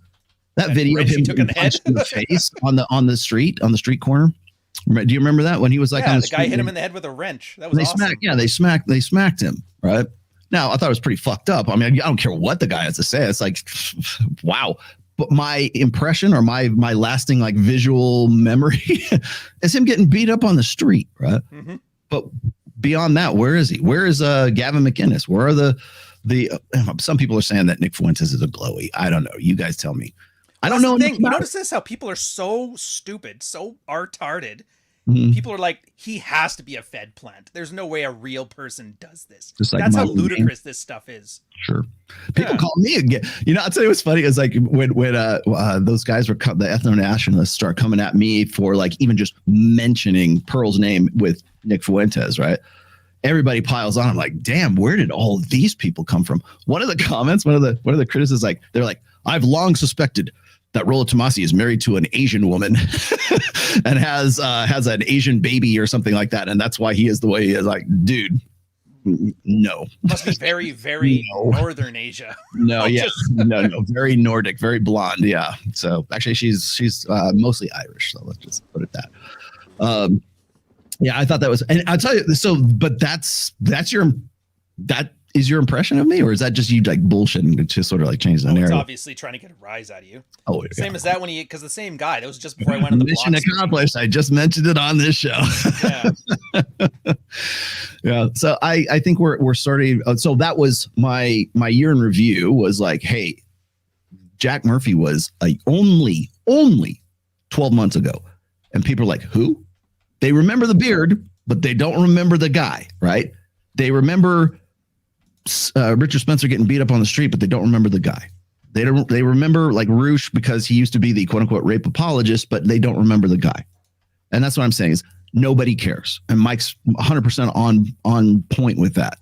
The internet never forgets, but the people on the internet have very, very short memories and they move on to the next, shiny keys over here. Look at these, And did you notice that too as a brand? The one thing that they tell you, and you never really have to believe, you have to experience it. You know what they keep telling you? Whatever your message is, like keep repeating it. And you're like, dude, I've been saying that you say it from dawn till dusk every day. And they're like, you're not repeating enough. Until you see like some audience members are like, what are you talking about? And you're like, Like, what's hypergamy, Rollo? Have you never mentioned this before? Like, there's literally people in your chat, probably now, they're like, what's that? What is that? Right. Or that's how bad people's memories are. They just don't know. I'm getting I get a lot of, I mean, when we did Rule Zero on my channel yesterday, the reason why I wanted to do, I forgot about it. No one cares. The reason why I wanted to do that is because I get criticized, and you do too, and pretty much everybody in the group gets criticized for being those red pill guys. They say this. That's part of like the anti-game, right? Those guys always straw manning everything, right? They say hypergamy is a death sentence, and I'm like, I have literally written dozens of articles about how hypergamy is not a straitjacket. Which, by the way, I took a lot of heat from the same people who you say that I'm creating by creating some sort of adversarial condition between men and women. No, you just don't know. You're just ignorant, and you're confident in your ignorance because that confidence sells more of whatever widgets you happen to be selling. What you need is an ad like I have, like the one where Tate's calling me an asshole. So you can play that at the beginning of the debate whenever anybody starts saying, you're just, am I? Well, I actually used that. I used that. That was the thing. She was accusing me. You guys keep saying this and this. And it was literally fresh and fit Andrew Tate talking points. And I'm like, all right, let me un-F your mind here. Play that video, show you it's all nonsense. And then you spend the next 20 minutes just explaining, like translating from autism to useful. Yeah.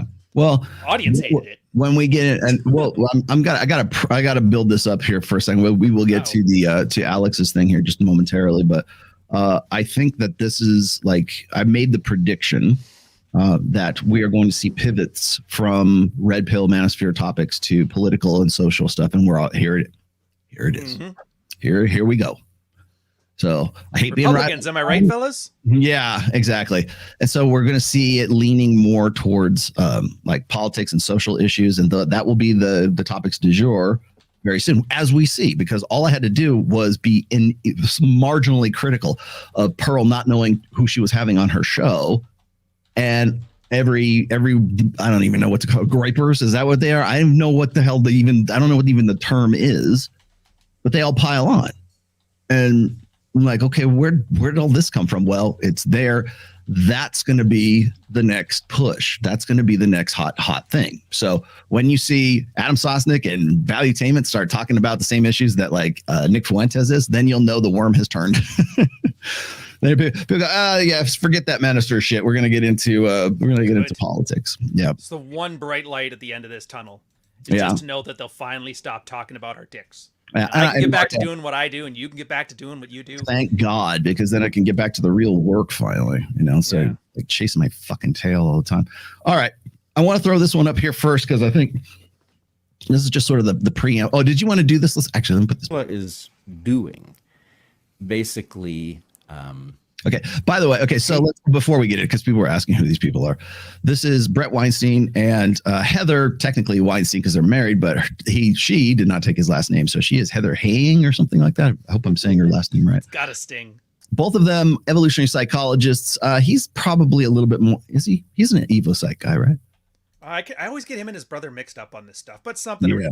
Anyways, like he's Sam Harris, sciencey types. Exactly. And they're canceled and they're woke and they're intellectual dark web dude for sure. Yeah. So yeah, and then his wife has been trying to sort of bang the gong about like, oh, men, the plight of men. Very similar to my conversation with Richard Reeves, although she's actually in academia, and Richard Reeves is a girl. No, Richard Reeves is a dude. Did you see? You have to watch with the Bila one. I didn't know that was a girl either. Sometimes I have Jedediah. I know. It gets confusing. Try to keep up. Civilization's names are driving me nuts. Fundamental purpose. Wait. So they're talking about Ayala. She's the OnlyFans girl who makes like the most amount of money. Is that? The shower girl. Shower girl. Yeah. Okay. So they're talking about Ayala, who I think I've talked about her on this show once or twice. So fear of contradiction. It's fundamental purpose and sidelines which is the production of a stable environment that allows it to continue into the future. Okay. Right. The idea that we are going to take sexuality and we are going to turn it into this a la carte thing that anybody can re-envision in any way is definitely a threat to the much more constrained version of this, in which people partner long-term for the production of a home that is hospitable to the raising of children who are then well equipped for the world that they emerge into. All right, so let me hold it right there real quick. So, ready for rant? Okay, let me see if I can let me give you a layup before you do the rant. Oh, okay. please do. All right. Because I don't know if you're going to get into this, but you know who he really needs to have this discussion with? Not his wife, not Heather, Jeff Miller. Dr. Jeffrey Miller, that's who he should be talking to. Oh, by the way, Adam Sosnick, if you want to get Nick Fuentes on, that is a show I would definitely want to see. Please get him on the show. Love to see that happen, and you probably know why. Anyways, I think he should be talking about Polly with Dr. Jeff Miller and probably Diana Fleischman. But go ahead, there you go. The floor is yours, sir. Well, it's something I got a lot. They were throwing rocks at me and put me up the flagpole for this one. I was watching one of their podcasts like a year ago. And I made a comment on there. It's like, these guys are really selling kids on science, but what they're actually doing is soapboxing morality. They're no different than Matt Walsh. They just have that veneer of respectability. Like, I'm a scientist. I got the credentials, but they're academics. Yeah. Yeah. And I would see it. They had a very good system. It was, science declaration, fact.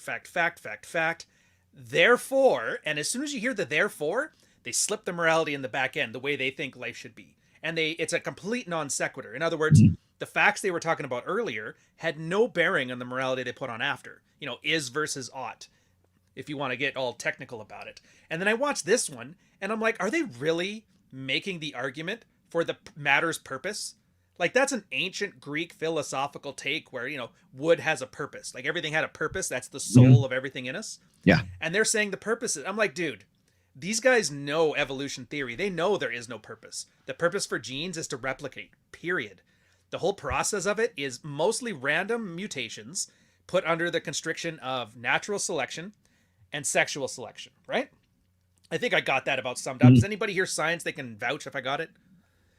So when they start talking about, well, the purpose of people is to do this and that, I'm like, all they're trying to do at this point is they're just trying to be Matt Walsh, but pretending they're doing it with a PhD. I have a PhD and fuck trophies for clout. And I hate it because it's like, it's so disingenuous, and the audience watches it. And they're like, I'm getting smarter by watching this. Thinking that like your IQ grows because you hear some guy preaching like 1984 into a microphone. And it just realized, like, this is why, and no offense to this audience, you guys are fine, but everybody else's audience are fucking morons. Because they watch this stuff. They can't repeat it back to you. It's like, I'll watch a Peterson lecture and I can't say nothing. I'm like, what did he just say? I don't know it, but it felt really good to hear. And it made me feel smarter. Right. And that's where we're at now. And this is why you can't have good arguments with people. This is why you have to constantly refute BS, because nobody's actually listening, because everybody's just preaching and they're making you feel better about things. I hated it in the red pill space because people are saying that same, like, this is what you should feel, this is what you need to believe, and this is what's right. And let me put a veneer of alpha or masculinity or science at the end of it so that way you believe it, aka alpha psych, coming up later. And I realized, like, the whole point of this, and I put it as a quote in the book, like, the red pill is not telling you what to think. It's teaching you how to think. And I think the first lesson that everybody needs, especially online, is, like, to understand the meta that's going on right now. It's that people are trying to make you feel like you're smart, involve you in the brand of smart, without actually having to do anything smart or be smart. Right. People are cashing, like, how long have those two people been in science? Like, what, 20 years between the two of them? 30 years? Probably more than that, but yeah. Cashing it all in to get the podcast money. The Joe Rogan clout. They aren't doing science anymore. Right. They're entertainers. They're Russell Brand. Man, have I got one for you too. Are you done? I'm good. I'm okay, good. You're done. All right, I'm bad, but I'm good. You're on a roll, man. Don't stop. Let him go. Let him go. No, because I have said I've been critical of Dr. David Buss for pretty much similar reasons, and people go, oh, Rollo, you don't have a doctorate. How dare you criticize? I'm like, I'm criticizing the idea, not the gentleman himself. Like, definitely is a beacon. He's like a luminary in Evo Psych. Okay, the teacher of like Dr. Gadsod. The teacher of certainly Marty Hazelton, Gangstad. I don't know about Steve Stewart Williams. Maybe there's a connection there. Was it Dr.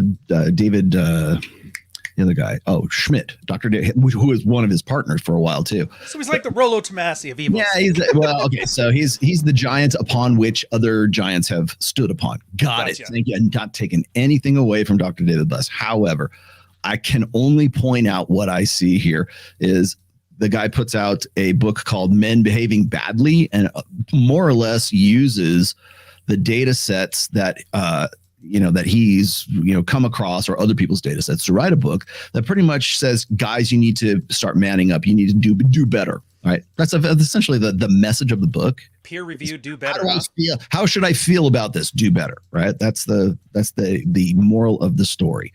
I had a real tough time like slogging I did actually pick it back up again. I just couldn't stomach it for a while, because it was using a lot of data sets that other people have used, like in a much more objective way. And in this case, it was being used to sort of force fit I don't say ideology, but like a lifestyle or best practices. I think maybe that would be better to say.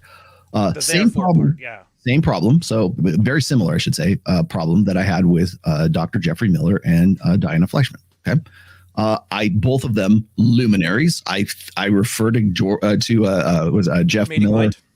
Yeah, Mating Mind. I think his research has been top notch. And you and I have talked about Dr. Jeffrey Miller several times. He blocked me a long time ago because I was critical of his stance on poly.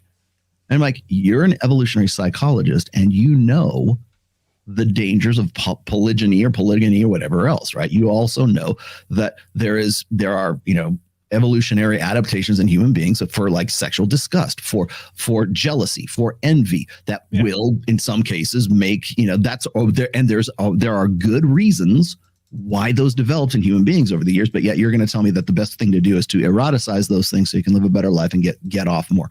And essentially it seems like, to me, like that's rejiggering all of this knowledge and data sets just so it's like, so I can go fuck other random hoes. I can go fuck them hoes, And if there was self-awareness too, I can see you not having a problem with it. Like, I get it. This isn't the best Evo Psych thing, because we can't all live by spreadsheets. So no, of course not. There's no reason you have to live because it's like sexually selective or whatever. Mm-hmm. Well, I'm not bad choices all the time. You don't want to smoke. It's bad for you, but you still smoke. It would be like me trying to use my book, the Rational Myth. It would be like me trying to say, well, here's plate theory, and I know go ran alpha widows and war brides and everything, and then saying, yeah, but use that so you can have this but to be a better cuck, right? I was gonna say to sell me an Ibanez guitar. Yeah, it'd be like going like, well, but here's all this great thing, you'll understand women's, but the best practice is for you to let your girl get railed by random dudes on the weekend. So basically, like a minefield detection guide. Now, I would be I would be like, I struggle for like people to actually, listen to what the fuck I have to say in the first place. But if I were to do something like that, I'd be disappeared, right? You'd be twice the size you are now, is what you would be. Yeah, maybe I would. You'd be on Daily Wire right now, calling me an asshole, and I'd make an ad out of it. What happened? Yeah, he's like, he's right, and then afterwards, you'd be like, okay, here's your here's your shekels. But no, I have a problem with a guy like David Buss who wants to write a book about men behaving badly. Then I come to find out that he has a kid by the way, bravo, 70 years old, fathered one of his kids at 70. Nice. And then also, and here's the other thing, a lot of people don't know this and it's still up, by the way. There is you can Google this, Dr. David Buss dating program or dating like series or classes or something like that. There's he's got a Gumroad course? There is a get on the waiting list website that's now like 2 or 3 years old, I think. But he was going to be he was actually instrumental or one of the principal partners in this that never took off. I don't know why. But of course, that coincidentally comes out right about the same time that his book does. And so again, it's like they have to play the game. They have to be relevant in the data age, in the influencer economy. And maybe that's the way that you do it. And I don't know why he would need to do that at 70 years old, but I don't know. It's not about the money, just something to do. Like what are you going to do if all you've done is work your whole life? You're probably going to work, right? Like, yeah. Like you could probably be retired by now, but the Tom Brady effect. I could. I still might. One more hit piece about the flagpole. I swear to God. You guys don't appreciate me. I'm out of here now. Yeah. Well, that's one thing I do like. Just go write books for the rest of my life and still be good. So. Yeah, I do like what we do though. Like we're obviously, because you have to do it in this economy. I get that. And Hotep Jesus, he's actually great. He was my inspiration for this. He kind of lets the audience in on it. It's like makeup. Even if you know you're wearing it, it still works. And he's like, it's the same thing with branding. Even though they know you're grifting, you tell them it's a grift, and they'll still. Oh man! And he's on Gutfield right now, right? He's like a semi-regular on Gutfield show. Bravo, man. Golf clap for you, brother. I love me some. He literally winks at the audience while the camera's on him. It's brilliant. Yeah, he's great. I love. By the way, he was the first one that I sent that video to from Pearl and Nick Fuentes talking about like, oh, maybe Stoller wasn't such a bad guy. I'm like, oh man, Brian's gonna have a field day with this.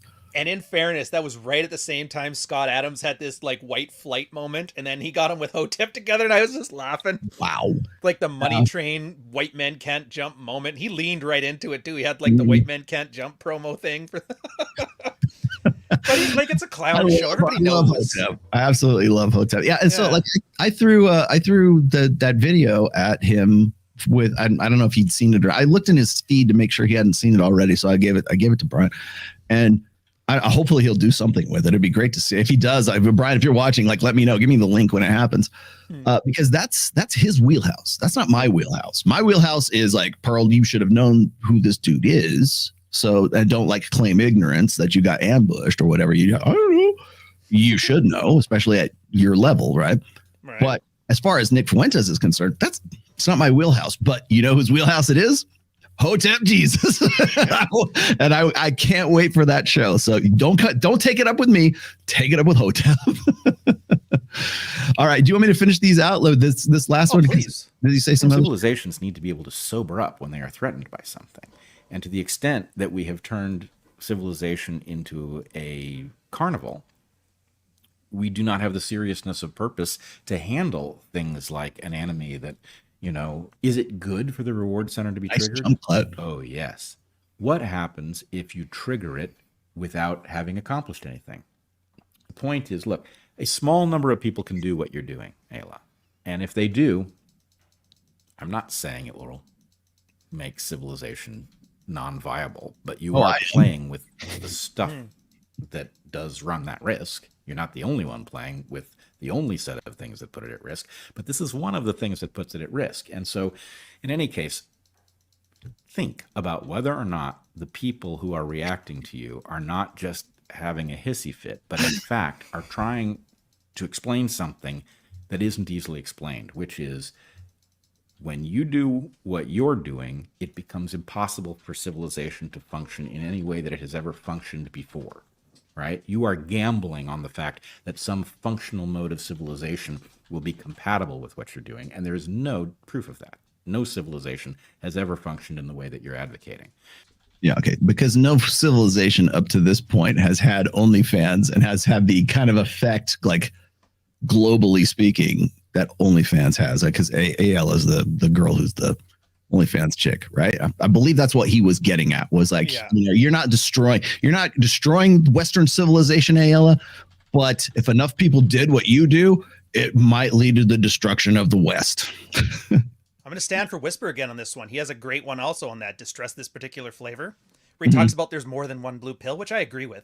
In this case, he was mentioning, like, always notice when somebody has a solution, who has to do all the work and who has to make all the sacrifices? If the answer is you're probably getting conned.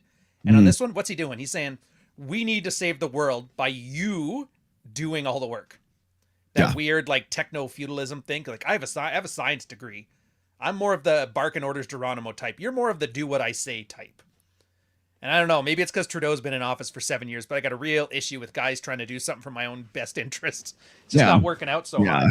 Yeah, don't tell me how you're going to help me, right? I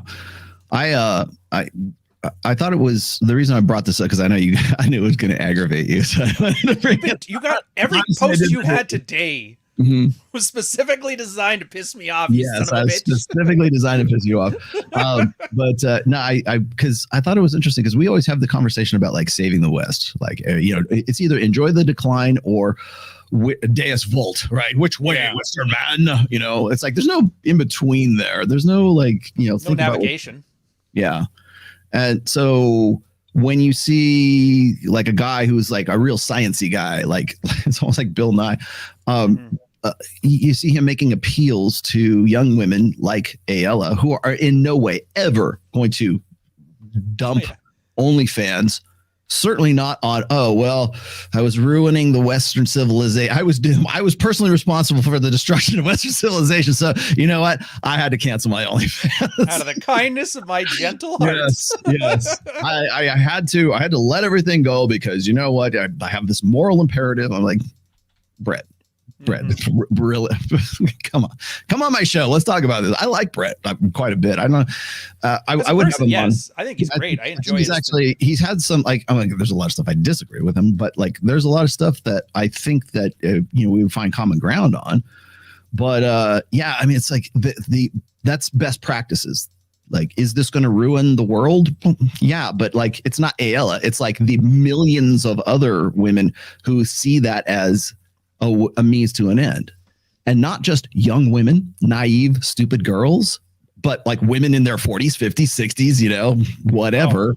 So much of that. They find their niche, man. It's not just the youngins, man. It's every single one of them. And it's what are you going to do? What is the disincentive? Is it, well, you're ruining Western civilization? That should be your disincentive. Yeah. Which nobody ever defines. Like, do Italians and Irish count? Because they never used to be until like the 40s. And that was only because they helped with the Germans. Yeah. Back then, remember that? The Irish and the Italians, they didn't count as white people. They didn't count as the West. They were those evil Catholics.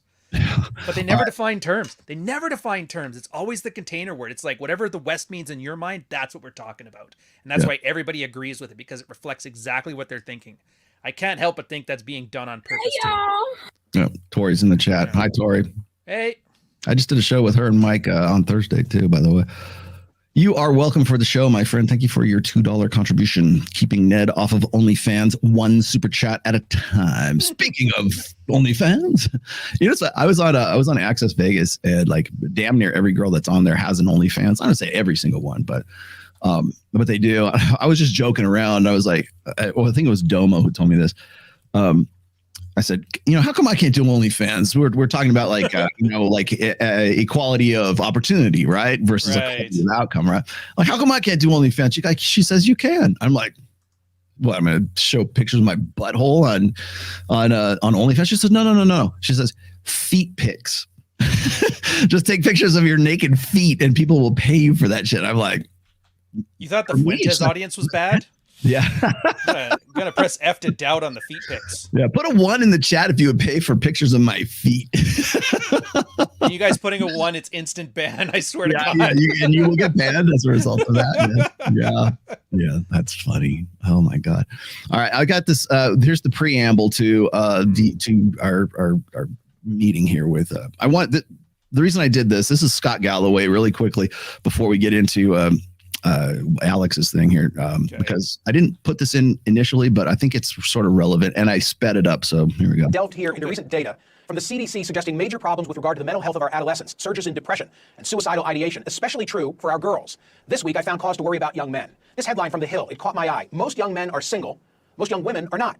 The story reported that as of 2022, Pew Research Center found 30% of U.S. adults are neither married, living with a partner, nor engaged in a committed relationship. Nearly half of all young adults are single. Now, look at these numbers. 34% of women, twice as many, a whopping 63% of men. What explains that? I pulled the Pew study and I read with interest. Turns out since 2019... Hey, Ryan, what explains that? Discrepancy going to be about? Okay, we'll come back to that. The share of single men who say they're looking for dates or a relationship has declined from 61% to 50%. In 2018, 28% of men ages 18 to 30 reported they'd had no sex in the past year, compared with 18% of women of that age. The Hill report said men in their 20s are more likely than women in their 20s to be romantically uninvolved, sexually dormant, friendless, and lonely. They stand at the vanguard of an epidemic of declining marriage, sexuality, and relationships that afflicts all of young America. Among the causes, among the factors, a reliance on social media and online porn. But also, more young women are hooking up with each other or dating and marrying slightly older men, and heterosexual women are getting more choosy. Other troubling statistics about men come from a 2021 study from the Survey Center for American Life. They found the share of men who have 6 or more close friends, which in 1990 was 55%, by 2021 had shrunk by half. Meanwhile, those with literally 0 close friends, which stood at 3% in 1990, has zoomed to 15%. All right, so a lot of this is like, remember what we said not too long. The last time you were on the show, there's a difference between qualitative studies and quantitative studies. Nobody remembers that. Yeah, nobody cares. So we have to remember. Yeah, we'll have to remind you of that. An expert quoted by The Hill said this disconnect can have catastrophic consequences for young men. Quote, in the worst case scenario, the young American man's social disconnect can have tragic consequences Young men commit suicide at 4 times the rate of young women. Younger women are largely responsible for rising rates of mass shootings, a trend that some researchers link to their growing social isolation. Well, those words reminded me of a conversation that I had over a year ago right here on CNN with NYU professor Scott Galloway. But the issue is, when you have a group of men, the lower half of attractiveness of men, and online dating, which has doubled, now it's about half of relationships, and the top 20% of men in terms of attractiveness get about 60% of the interest, you end up with a group of men that are more prone to conspiracy theory, more prone to misogynistic content, more prone to not believe in climate change. So Gee, if they this vote is for Trump, the we're American done story. for. If it's written with a pen whose ink is failing young men, does not end well. This is an existential crisis, failing young men. All right, so I'm gonna See the leave therefore? He pulled the therefore right there. Mhm. Yeah, I like that, and they don't believe in climate change because of that evil manosphere. that's your play. That's the card you're putting down on the table. No, I think what's funny is like I want to get Scott Galloway on Access Vegas. We got Richard Reeves. I've reached out to him. I mean, what's the likelihood of that? I don't know. I would treat him with the same respect that I did with Richard, but I would definitely like he's the guy. We're seeing the rise of these guys who are like on the left. Like they seem very progressive. It's very leftist, very like I don't say woke, but like they're more like they're open to the idea. They can't ignore the idea or the problems that they see when you see statistics like that. They can't ignore that. So they have to find some wokesy reason why it exists or some horrible wokesy consequences that will happen if it persists, right? So they always have to cast it in that sort of context rather than the opposite side, which is Deus Vult, let's save the Western civilization kind of thing, right? Instead of just looking at the studies that we were talking about. I've mentioned on a couple of shows. I know we mentioned it on Access Vegas 2 weeks ago. And the stats was at 63% of guys and then 34% of women. And then, of course, the cherry on top of all of that is like, well, researchers are just dumbfounded by this. Why are the women having more sex than the guys? We don't know. That's going to take some more funding and some more research to figure this shshit out. It's like, it's a real humdinger of a conundrum. Jesus Christ. I know. Say my name. I mean, it's. Anyway, so that's the reason I want to bring that up, because that will be what these guys talk about here in just a moment. And I wanted to put it into that. I wanted to make sure that that's sort of the pretext for what we're going to talk about next with Steve, not Steve, it's Chris Williamson. So let's put this in here. One of my favorite tweets that you've put out recently, you do these fantastic tweet threads online that break down, go really, really deep into the original data, which nobody wants to look at, but apparently you do. Half of single men report. No. But not approaching women out of the fear of being seen as creepy. And 82% of women reported experiencing creepy behavior, sometimes, often, or constantly. And yet, I saw in a different study that around 86% of women say that they want a man to make the first move. How do you square that circle? Well, on a practical level, if men are afraid to approach, supposed to take women this find seriously. a great deal of approaches creepy. He woke up in the morning and he's like, this is the look. This is the hair. This is the jacket. This is the turtleneck. This is what I'm These going are the with. sunglasses. This is the look. Yeah, and by the way, I think you and I have talked about this before. Like his if you go look at his avatar picture on Twitter, that is not the same dude. It's such. I think I did a meme on that one where, because his avatar picture's him in a Hawaiian shirt with his chest sticking out, and I was like, He looks like what he you looks like swiped Giga on Chad. versus what you got. Yeah, he looks like and when was this interview done? And was it around Christmas time? Because I'm seeing a Christmas tree. Wow, I mean, it's all. Most people don't take them down to like June. Like whatever. that's the least of my problem. That's like the fifth thing I have a problem with on this. In northern Nevada, in like Kentucky, maybe. I don't know. No, but dude, I even look at this. You know what gets me about this guy? I did some prep on this show. I'm like, okay, so I get it. He says he's a psych student. That was his thing. I'm a psychology student going for a PhD. That's all he has in his bio. So you go to his website. I'm like, okay, perfect. It'll have his name. It'll have his university. It'll have his qualifications, his papers. There's nothing. There's just your basic bare bones Squarespace blog, merch, see me on these shows thing. So how do I know he's actually a PhD student even? I don't. Yeah, he doesn't mention like where he doesn't mention anything. He just instantly starts running his mouth about how awesome he is. And then all of a sudden there's a lot of big people here that like, do you know how hard it is to build a brand? Like you probably know, Rollo, but you in the audience, do you know how hard it is to build a brand? I have to shit post 24/7 on Twitter just for you guys to know who the fuck I am. I have to put out 3,000 words on Substack once a week, 2 different videos and a podcast on my main channel, 3 Minecraft videos on the other channel, write 2 books. And just now I'm barely kind of getting people to know who I am. Yeah. He walks up here and all of a sudden has people chomping at the bit to get him. Somebody's getting paid, or like somebody's having sex with somebody else to get this happening, or somebody's... I know.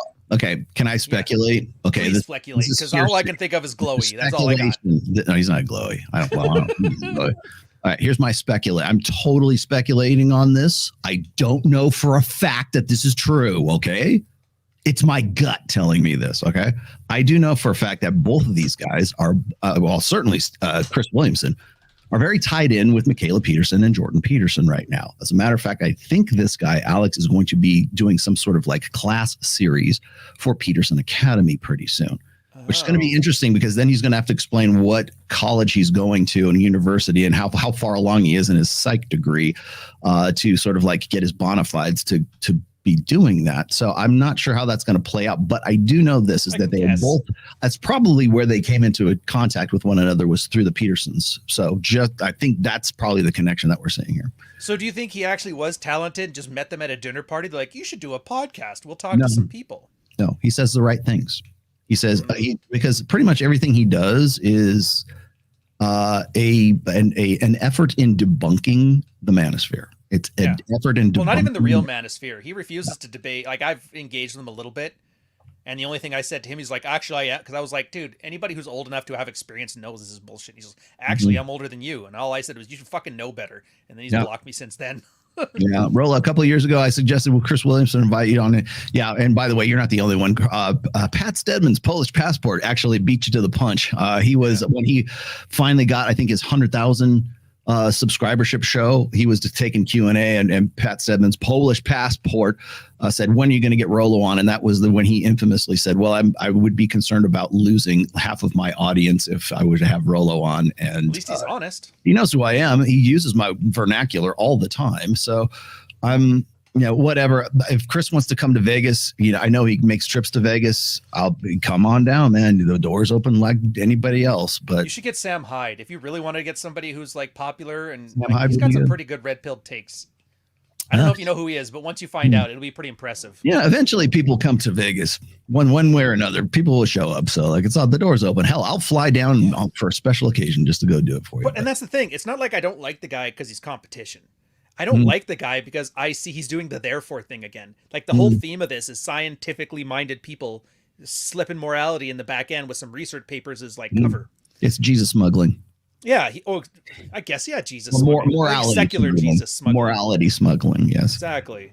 Yeah, for sure. So he'll sit there and he throw out these studies about, 30% of men aren't getting laid or whatever. But it's always at the end, it's always to drive you to a point that these black pillars are stupid and wrong, and there's a real problem, and the only thing that can save it is science and math. So he doesn't care about finding the truth. He just cares about like establishing his out group so he can define his in group, which is like branding 101. And that's what kind of got me thinking about this astroturfing. Because like, he's way, for a student, a PhD student, and they're usually autistic. Like, look at that haircut. Nobody who has a social circle is like, yeah, this is the cut. Nobody. Jesus. Well, Speaking of the elves, he actually looks like an elf. I know in one of some of his other shots, he's got longer hair. I don't know if that's the case now, but he certainly has the Skrillex thing going on the side there. So yeah. Again, I don't want to. I'm not going to tear him down for his appearance. God, people give me shit for my greasy ponytail all the time, right? But I don't hate him for it. But I gotta poke. Like, look at that. I can't not. It's indicative of what are your social skills, right? Yeah. Like if I have long hair, I better damn well be at a freaking Steel Panther show, But yeah, so I don't want to get into like appearances, but like what he has to say here, I think the reason why he is like anybody's giving him any kind of sort of like significance is because it sounds sciencey enough that it might be able to debunk like the red pill or the manosphere, which is really what all this really comes back to. Let me continue. How do you reconcile that?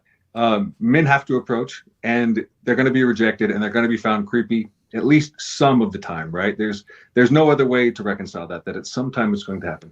Something that surprised me when I posted that thread and that research. Don't stroke it, you. A surprisingly large number of people came out and they said, you should just never approach people in public, not at the bar, not at the gym, not on the street, not at school.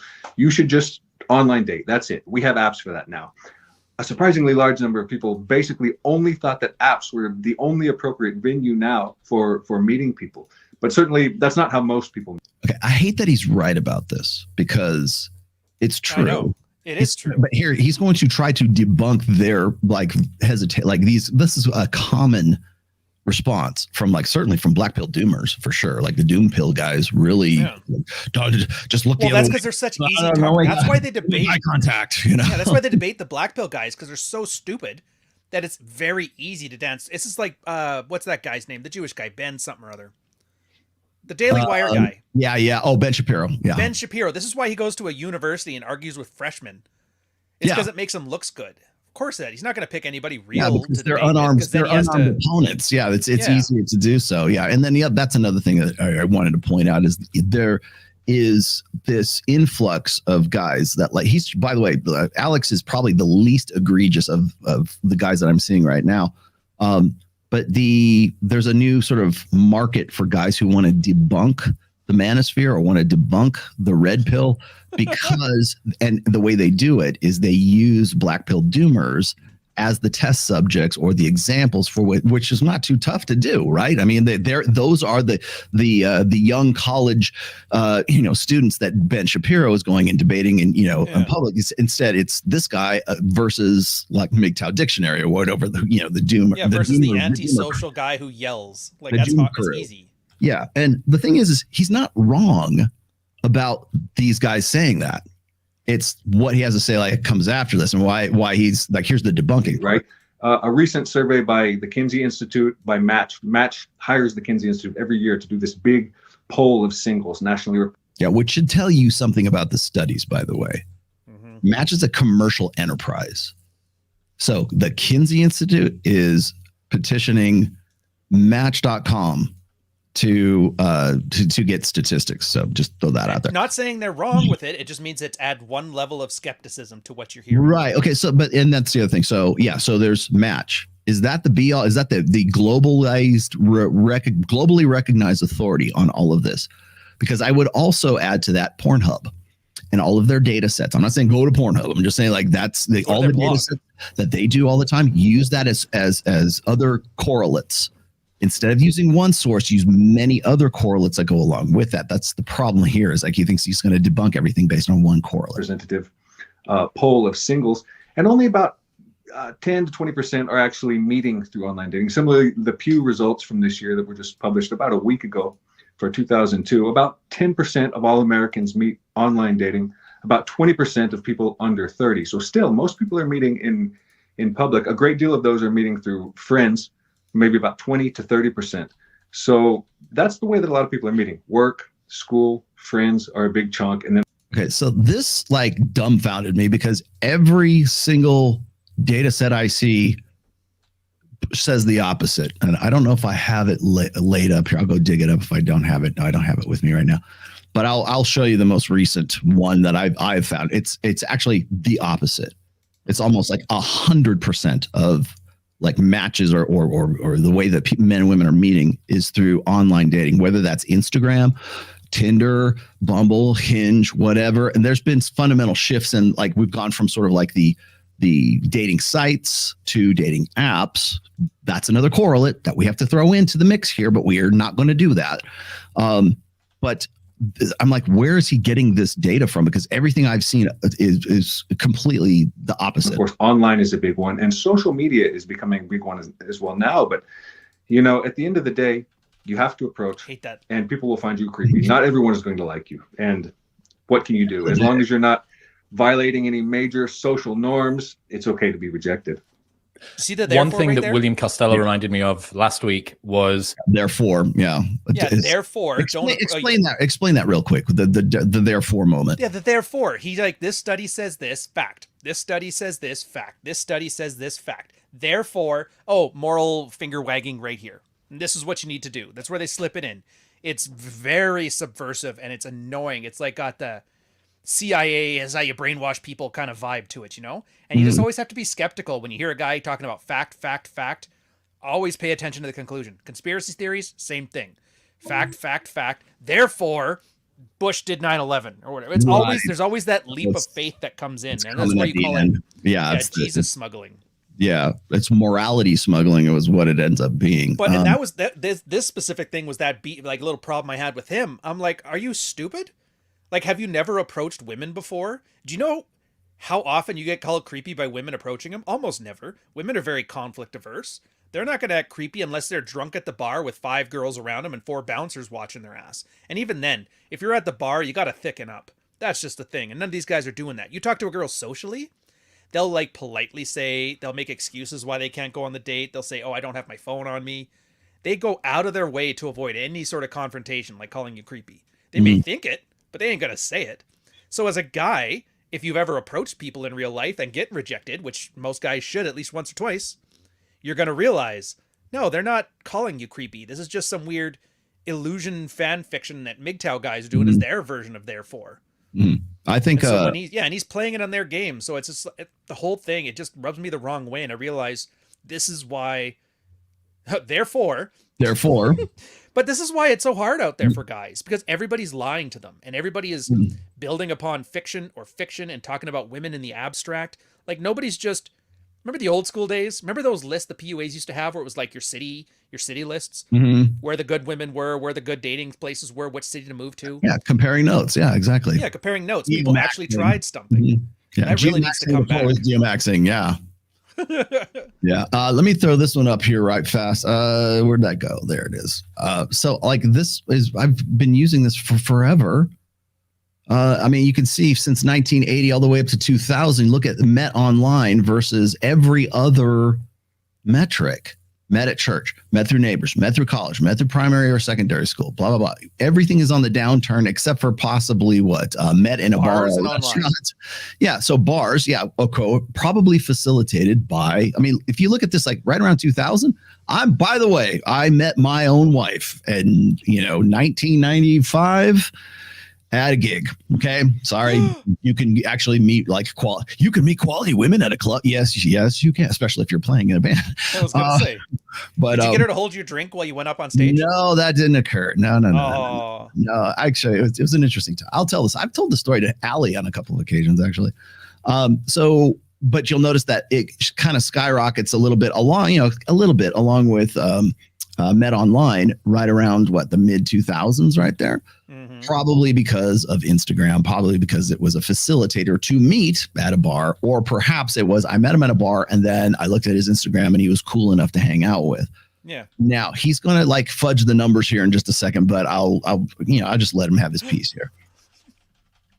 There. It wasn't that long ago that people saw online dating as for kind of weirdos. Oh my God, you've got an online dating profile? What, you can't meet people in the real world? How strange, how bizarre. It was like a sort of a quirk or some sort of fetish or perversion.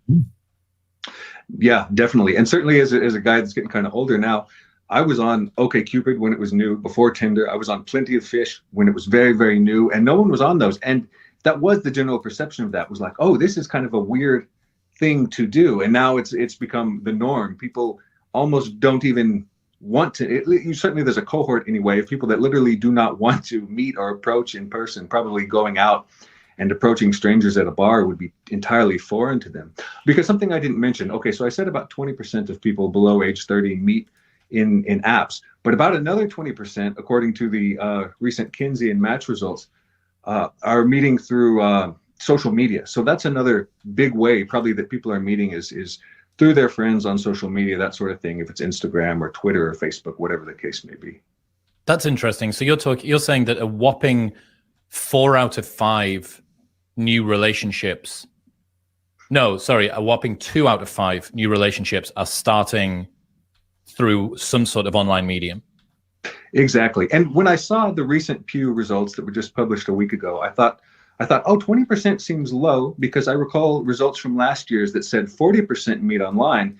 And then just the same day, or maybe a day or two later, I saw the Kinsey statistics, and I thought, oh, well, here's another 20% in addition to that report meeting through social media. So if you're asking, did you meet online in past results, perhaps you had people responding that were meeting in apps, and you had people responding that were meeting Instagram and Twitter and that sort of a thing. And that kind of gives you that 40%. But certainly online is the way people socialize now. So he's basically calling. I don't disagree with what he's. I mean, the observation is true, right? I mean, Instagram is one of the, or is the like largest dating site there is. It's just like in a roundabout way. Like, are you cool enough to hang out with? Is essentially what it boils down to. I mean, they started off talking about creepiness. I'm going to fast forward to some of these other topics. I have the timestamps here. But so anyways, I'm looking at this and he gets it. I mean, he understands, he can see the observation. I'm just like, where you can spot the obvious. Well, that's great. But where does this fit in? Like, is this like, how do you explain this away is what I would like to know. I mean, and by the way, this is not the only version of that data set. There's several others. People meet online, dude. That's how they do it. It's not about, I'm sure they would like to meet in church. I'm sure they would like to meet at school or at work. Nobody goes to church.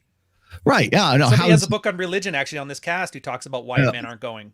Imagine that. Yeah. And I have the Pew research to show you that too, if you'd like. But yeah, I mean, fewer people are meeting in church or meeting, through friends. Although, when I'm talking to the girls on like Access Vegas, they say if they have a girlfriend or they have a boyfriend or whatever, they'll say that they met them at a club or they met them live or they through a friend or maybe they would live real time, right? Right. We're talking about women who are like exceptionally hot, right? And not like most of them don't even have like Tinder to begin with because they got OnlyFans, they got Instagram. They don't need to be on those platforms. So there's going to be like sort of certainly a demographic shift for them. So to ask them might be a little different than asking the average person. But that's how people meet right now. For better or worse, that's how people meet right now. And it's disingenuous to think that, you know what this is as a good analogy.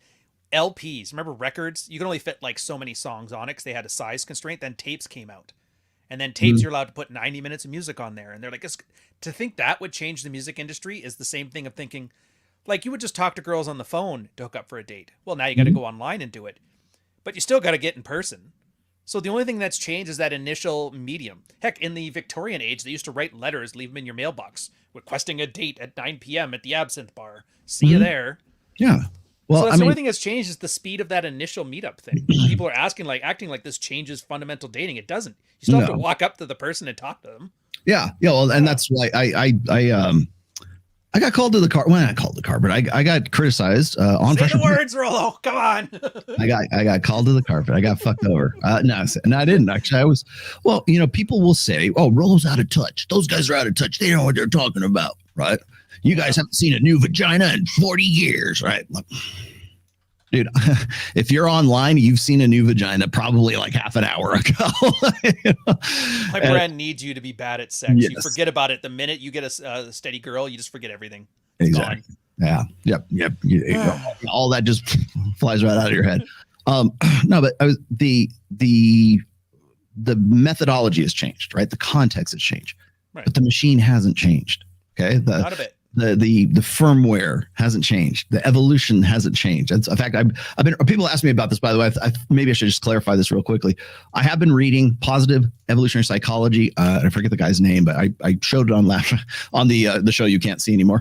But I showed you the book. I'm about 3/4 of the way through, and it's a fantastic read. And by the way, it is positive, right? When I talk about like happiness and how we need to sort of redefine our understanding of happiness, that's where there's a whole dedicated chapter in that book about how we really need to sort of reimagine happiness from being this sort of ultimate goal to a proximate goal. And that's where people make all kinds of money. It's so monetizable to turn happiness into an ultimate goal. Like you can have some sort of sustainable contentment. That's been the premise of religion and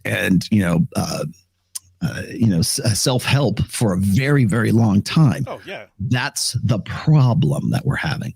So when, I'm sorry, I'm just starring this for you. So when we're approaching like studies that are like saying, well, you know, women are more happy in a marriage, men are more happy in a marriage, in a stable marriage or whatever. They're more happy. You're selling happiness as the ultimate goal in that situation. Literal feelings. Yeah, literally, exactly. And there's nothing more monetizable because everybody wants to be happy. Wouldn't it be great if we could just be happy all the fucking time? Well, yeah, you could, because that's why antidepressants are what they are right now for women, because that's the happy pills. That's how we can maintain that. And we're not supposed to maintain that. Just like exactly what Brett Weinstein was saying just a minute ago. It's getting that reward for not doing anything, whether that's jerking off to porn or it's having that instant gratification. It's the same thing. I can give you instant happiness. How? Here's an SSRI. Here, take this pill. You know, take these things, and you didn't have to do anything to get there. That's the problem. Is happiness, or anxiety for that matter, is an emotion that prompts you from one state to another to adapt better, so you can either stay alive or you can reproduce, more or less. And that's what I expect from people like Jeffrey Miller and Brett Weinstein and you know, Jordan Peterson. But they don't want that because that doesn't sell subs. That doesn't sell books. That doesn't sell self-help programs, or, you know, here's your journaling, you know, class. It doesn't sell that. You'll be happy once you take this class. Can I clarify on that too? Like, you guys, like, he's not saying this as in they're sitting there rubbing their hands together thinking, I'm going to steal all these things. Yes, they don't know. Yeah. You're financially and ethically motivated to believe these things, because then your work has meaning. So if I'm selling you on feelings, damned right I'm going to have myself believe that feelings are the answer. Because otherwise it actually... There's what do they call it? It's not cognitive dissonance, but do you know the thing where you do something you know is morally wrong and it actually has like a psychological effect on you? I can't remember the term for it off the top of my head, but anyways, there's this thing where it causes you emotional distress. And this is why women have that ability to have cognitive dissonance. So people, when they're doing things that they know don't coincide with their values, have a defensive effect where you kind of convince yourself you are. It's a self-delusion thing. And this is exactly what these people do, and it's subconscious, because if it's conscious you won't believe it, and that's the part that's scary, because they're grifting themselves as much as they're grifting the audience. Yep. Remember when we had that conversation about, like, do they actually believe this, or is it just a hustle? Yeah, well, you won. I win. You won. I do actually believe this. And yes, it is a hustle, both actually. But I remember when we first started, you know, talking about, would you rather be happy or would you rather be right? I think that conversation was spawned from that debate, whatever it was. But again, coming back to the contentment versus discontent, that's you're selling Jesus, man. You're selling heaven. You're selling a dopamine hit, a quick dopamine. That's pornography, right? You're going to be happy. It doesn't matter. Here, look, unlimited access to unlimited sexuality. You don't have to do anything. It never has a headache. Just jerk off and you'll be good, right? I mean, I've got no problem with porn. I don't think such things as porn edition even exist. And that's the point. If it's just, you're just bored, you need something to do. Military, actually, it's video games. That's a much less contentious one. You know, video games are beta and all that crap. Every military guy, when he gets back from deployment, he gets like a month off of work. Goddamn right, he unwinds, plays some video games. Why wouldn't you? It's no different than booze or gambling or jerking off. It would be something else. It's an escape, is what it is. And that escape is usually something that it didn't take much to earn. And that's why these guys with the whole pill to fix your happiness thing, it's like trying to solve your starvation problems by giving you a pill that makes you less hungry. It's like, hunger isn't the problem. The problem is you don't have food. Getting rid of the feeling of hunger, giving that feeling of happiness, doesn't solve the underlying issues. Yeah. And I think it was you that coined it, wasn't it? Where the struggle to find meaning is the meaning, or something like that. Yeah, the obstacle is the way, right? It's the doing. That's what, and Brett actually is correct in that assumption. It's like we have reached a point in society, well, and certainly like, you know, first world societies anyways, where we have the luxury of being able to do this.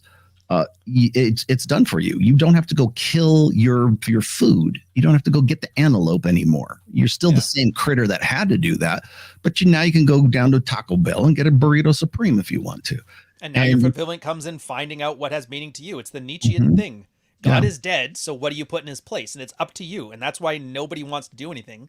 They want to be told what to do. Exactly. So, solve my problems for me, and that they're going to get into that actually in this interview.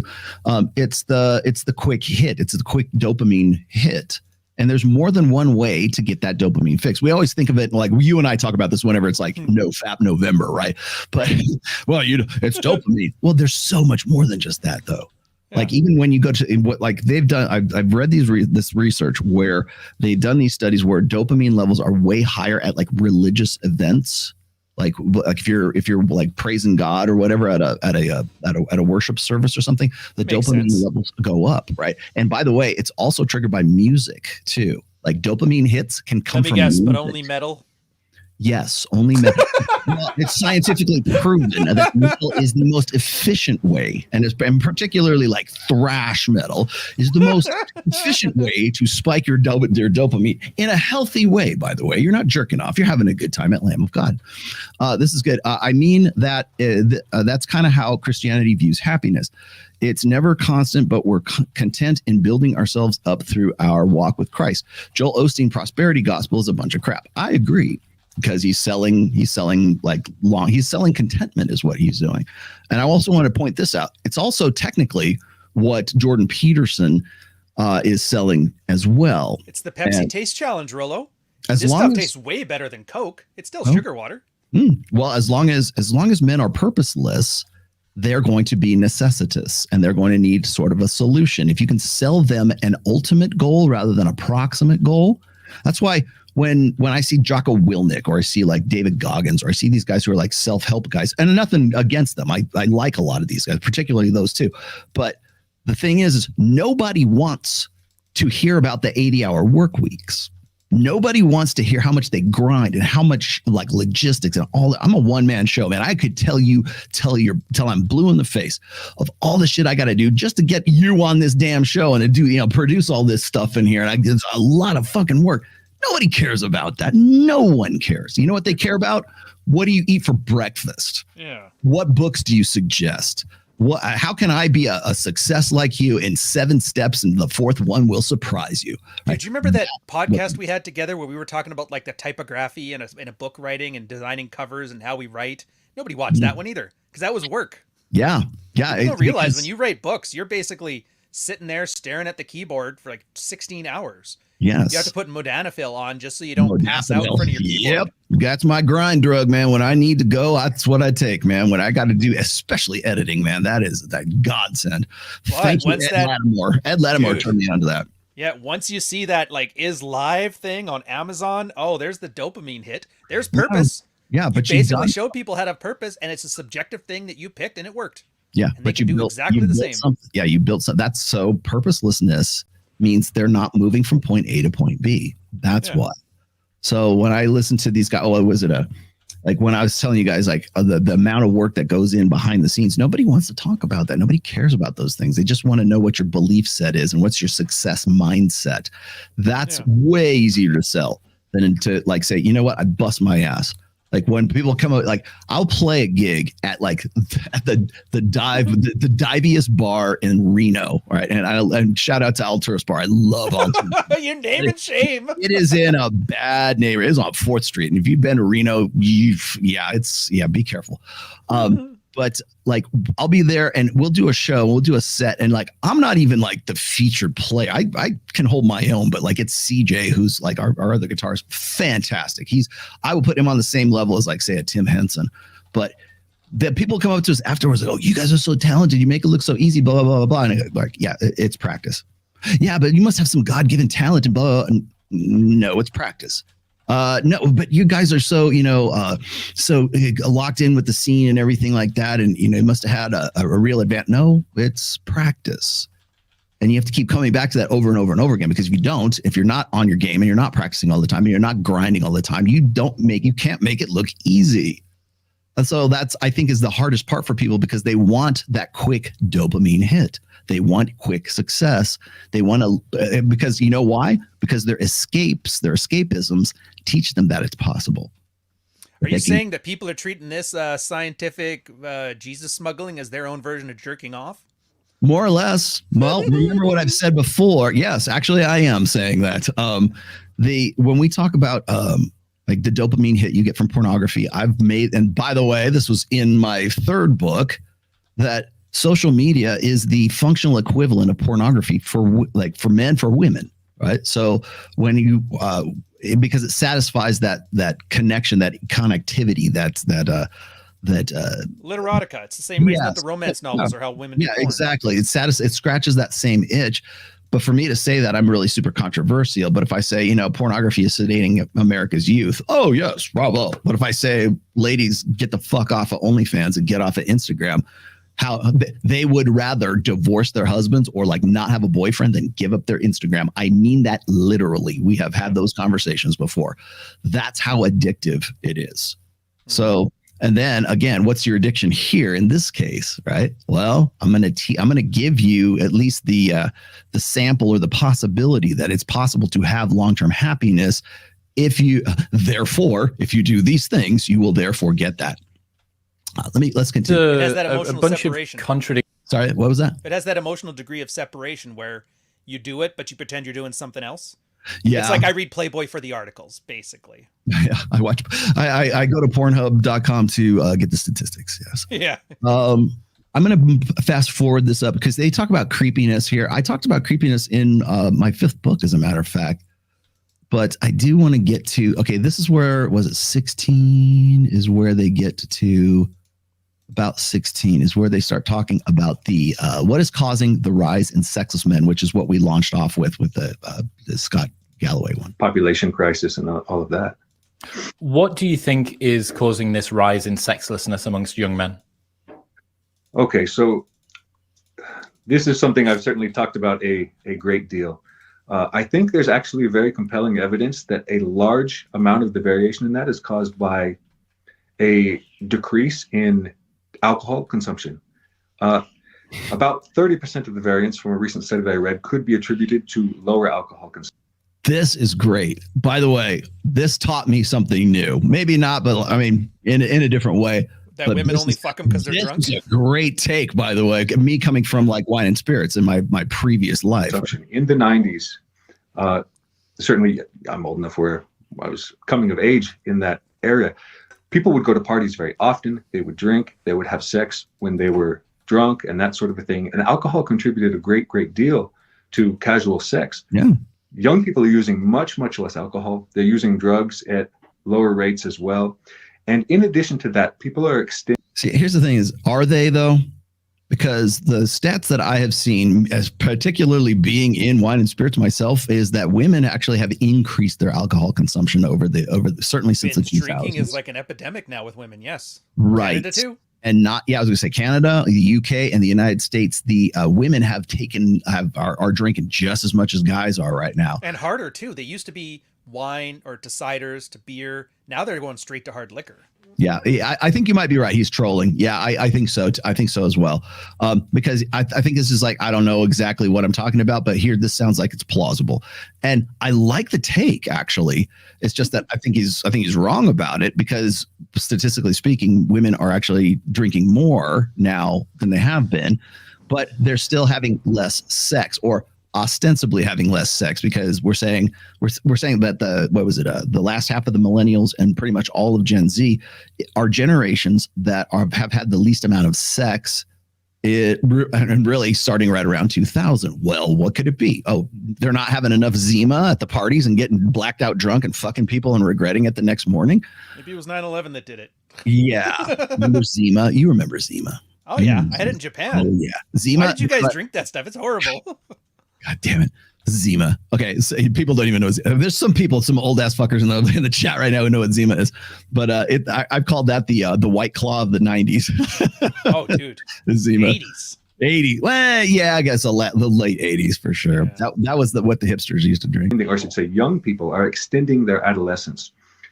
There's many fewer young people between 17, 18, 19 who have jobs, who are getting driver's licenses, who are entering school, particularly men, in that case, fewer entering university at that age. And so you have this extended adolescence. You have what has been a trend, I say alcohol, but it's actually a trend as far as lower risk aversion, because sex at that age, with strangers, casual sex, or forming relationships, it's linked to some degree of risk tolerance. It's sort of a risky behavior. And certainly people were taught that in the past when it was more common, like, hey, don't go out and have unprotected sex. Don't have. Okay, so he's talking about. Sounds like Bros Before Homes, that article you wrote. Yeah, right, exactly. This is Chris Williamson. This is why you need me on your goddamn show, because 90% of what this guy's talking about, I wrote about back in like 2014. For fuck's sake. Oh, he's advanced. Most people are doing 2012 takes. Yeah, I know, but at least they're catching up, right? Yeah. All right. Okay. Every time he strokes his beard, you got to drink, guys. We're gonna make this a drinking game. How drunk are we gonna get? Oh man, I know. I gotta. When I see that, I gotta do a sound drop for that. But yeah, I think that the point he's trying to make here is like, oh, there's less risk. People are less risky. They don't want to have risky sex. They don't want to. Yeah, because they're sedated, man. Because the shit's changed. Our global, communication, our globalizing sexual marketplace has changed. And even if it's not on a local, on a global level, it's certainly on the local level, because the global level is influencing the local level right now. So yeah, people are they less risk of? Are they more risk tolerant or more risk? Yeah, but because there are buffers that a global society has now that they've never had before. It's not that hard to sort of make that connection. Again, correlation is not causation. I know that, but you have to take all those correlates together so you can sort of like patch together, like, okay, sounds way more plausible in, by sort of linking all these dots together than it is to take one dot at a time. It's approaching zero notches. Yeah. Yes, exactly. All right. Sex with strangers, it's risky behavior. And now the youngest cohort of adults are kind of following that advice more. And they're saying, hey, why is no one having sex? Why are people not forming these relationships and all of that?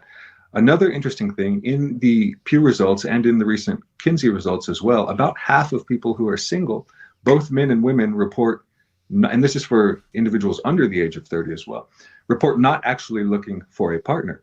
So again, a great deal of the variance in singleness seems to be people who have dropped out. And is that because they really don't want to date, or they become frustrated with the dating market?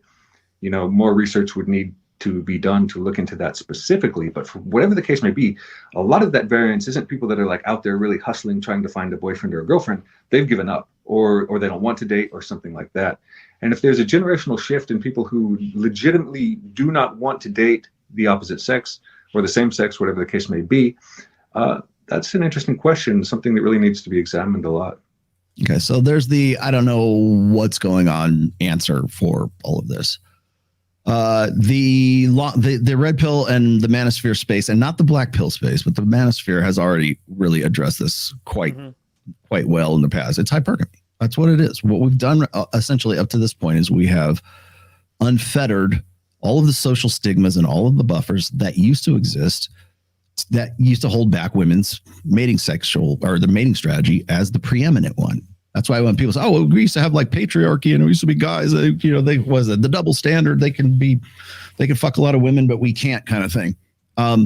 Yeah, except for that hasn't been the case really since the sexual revolution, or it's been increasingly not the case since the sexual revolution. So what does a society by women for women look like? Well, it looks kind of like what we're in right now, right? Yeah. It's like women are sharing the top G.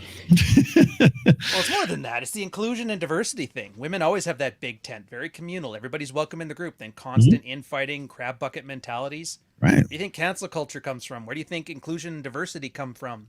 You add to that the whole, alpha fucks beta bucks thing. Yeah, it's all very feminized. Yeah, how can you listen to it for more than a minute? I sniff fraud. Okay, well, yeah, I did too. It seemed I kind of get like spurgy vibes, like autistic vibes from him. Not like bad and like really, really bad, but certainly like this is not the guy who's going to be like the life of the party. And I think I told you this too. Like before we started doing this show, I said, this guy, like Alex, is the kind of guy who he's spreadsheet guy, right? Yeah. She wouldn't fuck me for these reasons and let me go and enumerate all these things. He's definitely stereotypical gamma male, according to Vox Day's sociosexual hierarchies. Definitely gamma male. It's been a while since that one's come out. Right. Well, I mean, these are the guys who are very analytical. I think that's been established. Yeah. And again, nothing wrong with that. It's just that it comes at the expense of social skills that might actually help him understand what the fuck he's talking about in the first place. So these are the guys like I have never seen him live. I've never seen him stroking the beard. I've never seen his face live on any other thing up until you picked now. up on it immediately though. Just the way his mannerisms were. Yeah, you do.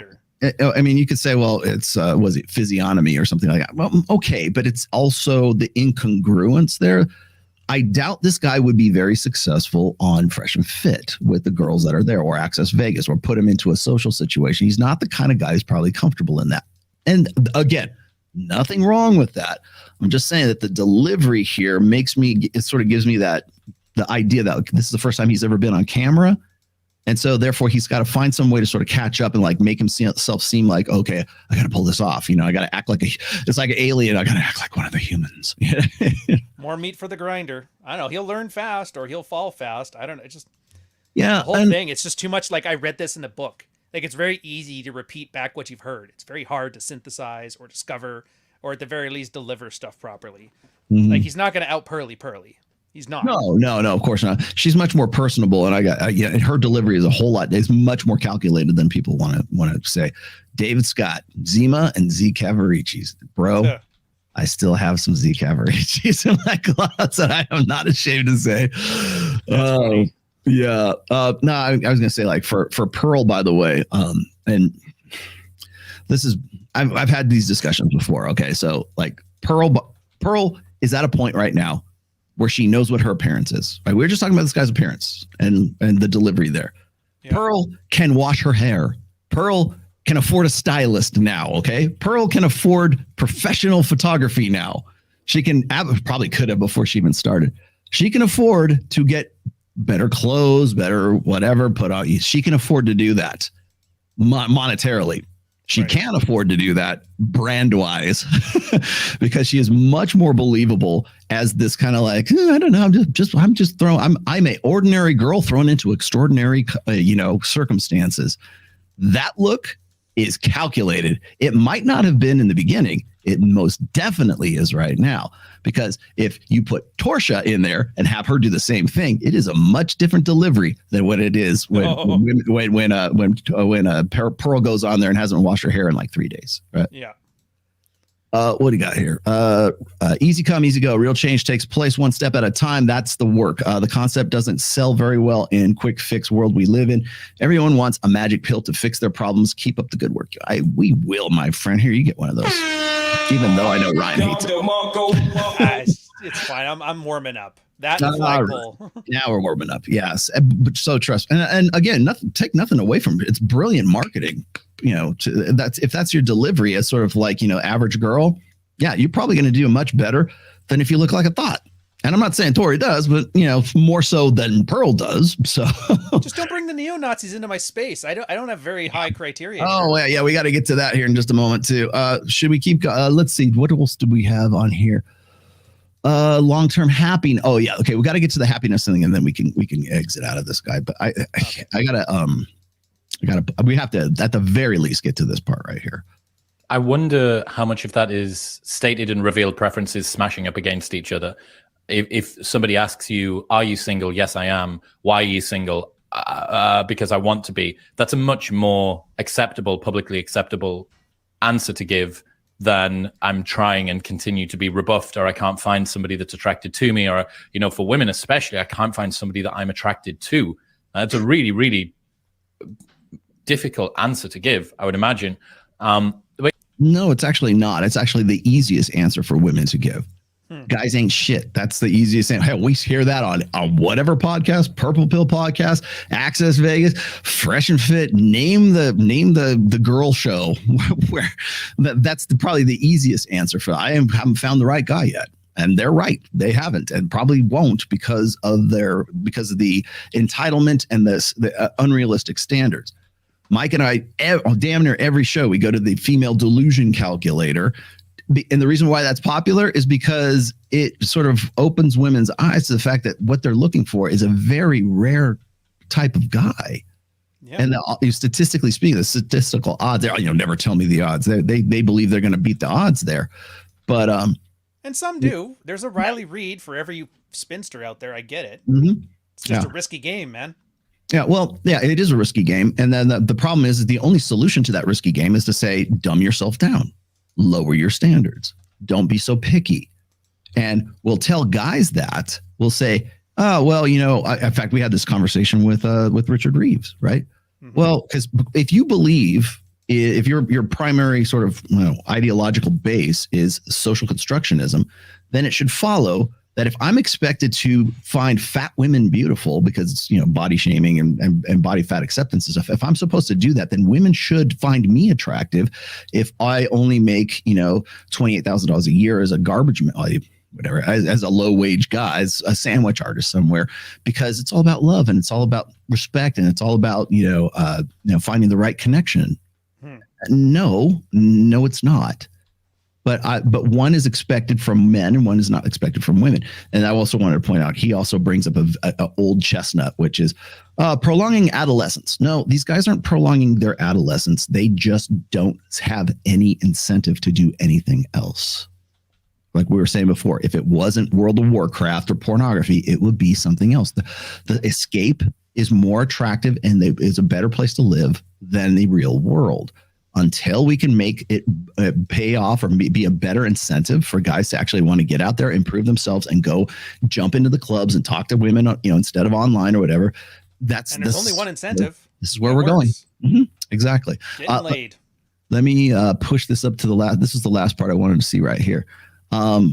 This is does being single for a long time impact happiness? That's why I wanted to talk about this one. It said men in relationships with women where they are not the primary breadwinner are statistically more likely to use erectile dysfunction medication. So there are actually some negative correlations going on here. Yeah, it's all. They were also following up on the fact that another inconvenient stat is that when a woman and a man are in a relationship or they're in a marriage and the woman starts to make more money than that guy, that is what is one of the primary precipitators of divorce is. They can talk about erectile dysfunction because we want to go, your pee-pee won't work, right? They want to say that, but they don't want to look at the stats that say divorce is actually precipitated by shit like that. Which it's the beta buck side of things. When all you make yourself as a provider, then it's contingent on you earning more money. Mm-hmm. The alpha side of things, guys are doing just fine. Yeah. But that's when you have to understand alpha bucks, beta bucks, and then navigate. Now that you know this piece of knowledge and this piece of knowledge, how you put them together. Mm-hmm. Or you stroke your beard and pontificate about a stat you read. I know. Either works. I know, you're going to get so drunk. How about being single for a long time impacting people's happiness? Have you had a look at this? I have had a little bit of a look at this. So no. Certainly, people who are single, happiness is something that's actually quite resilient. There's been a lot of research on long-term happiness and the way that it kind of pans out after adverse life events.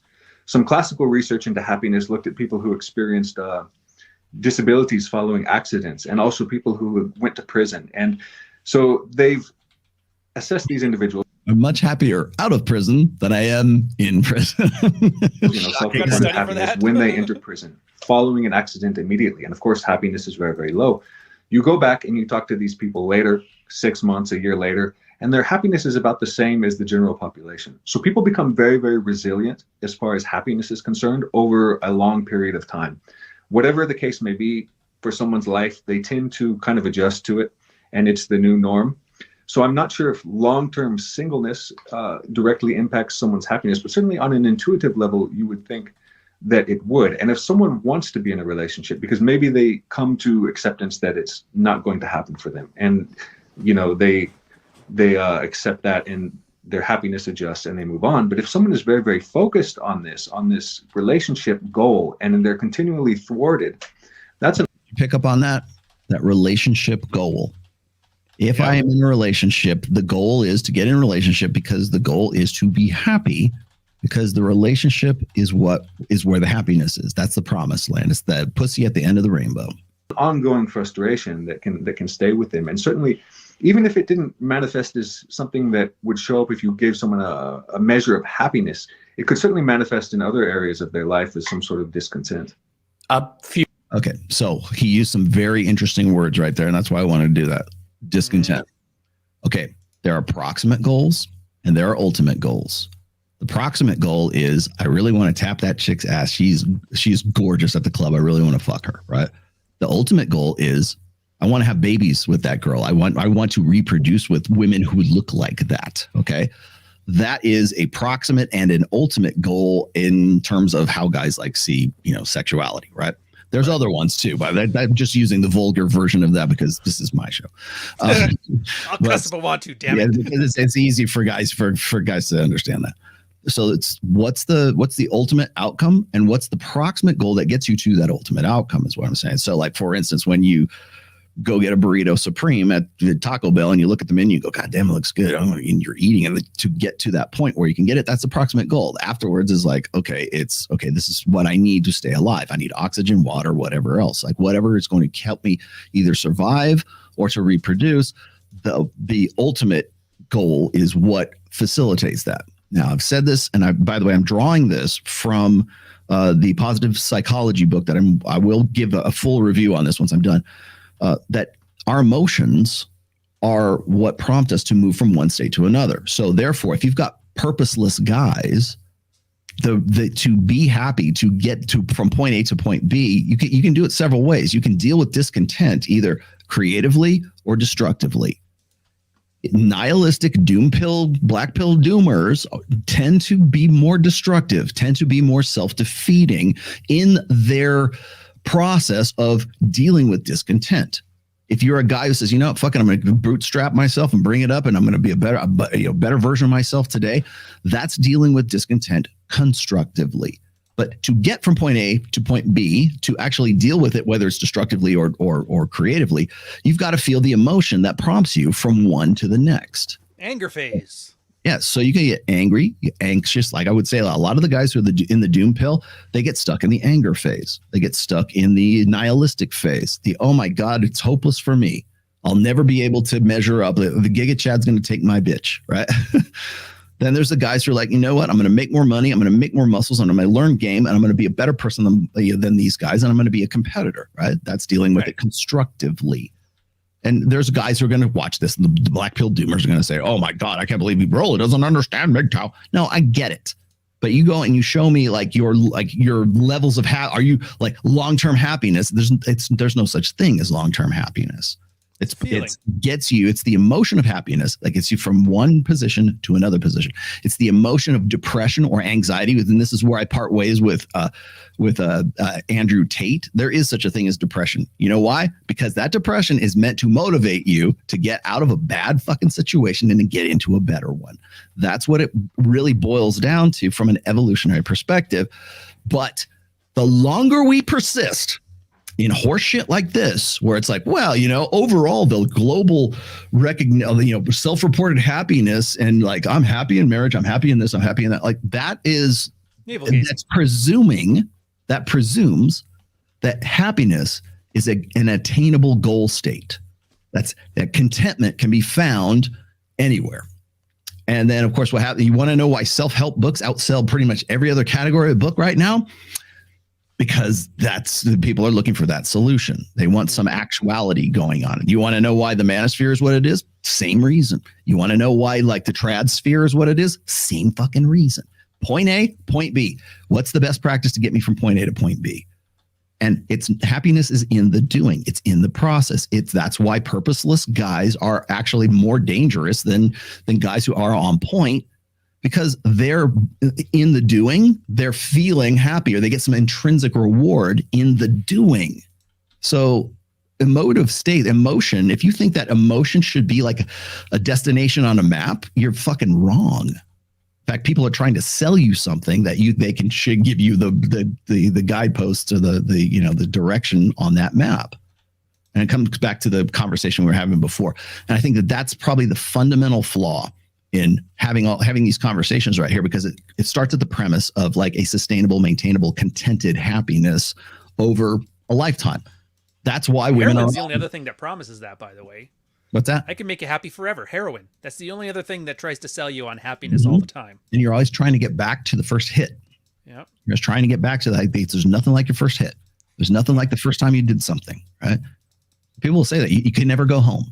Right? You're always trying to go back to the feeling you had that one time when you were younger and you had a fast car and the girls really loved you. And you want to go back to that, right? But with the midlife crisis, right? Or the heroin hit, the dopamine hit. And as long as we have and we persist in our sedations, you're never like those sedations will make you happy temporarily because it's that dopamine, that quick dopamine hit.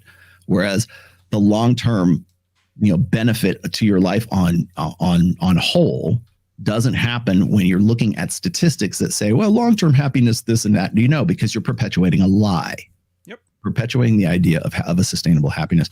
What do we got here? Purple Pill Podcast. Asking women to downgrade is asking them to not enjoy sex for the rest of her life with those men. Asking men to downgrade is also asking the man to not enjoy sex. Social media cause both issues.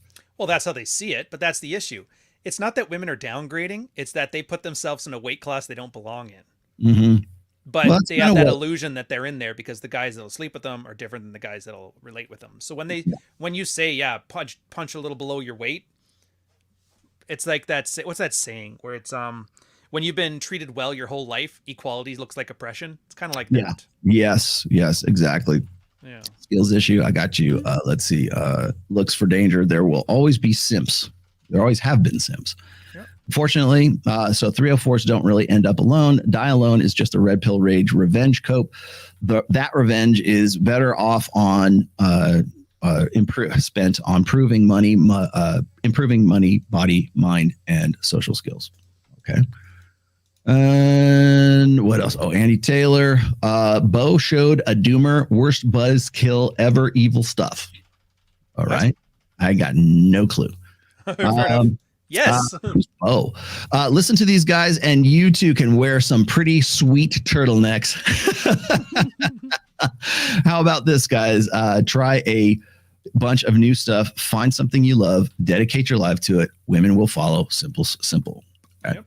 Dude, there's groupies in the black pill space. Like, girls will follow anything.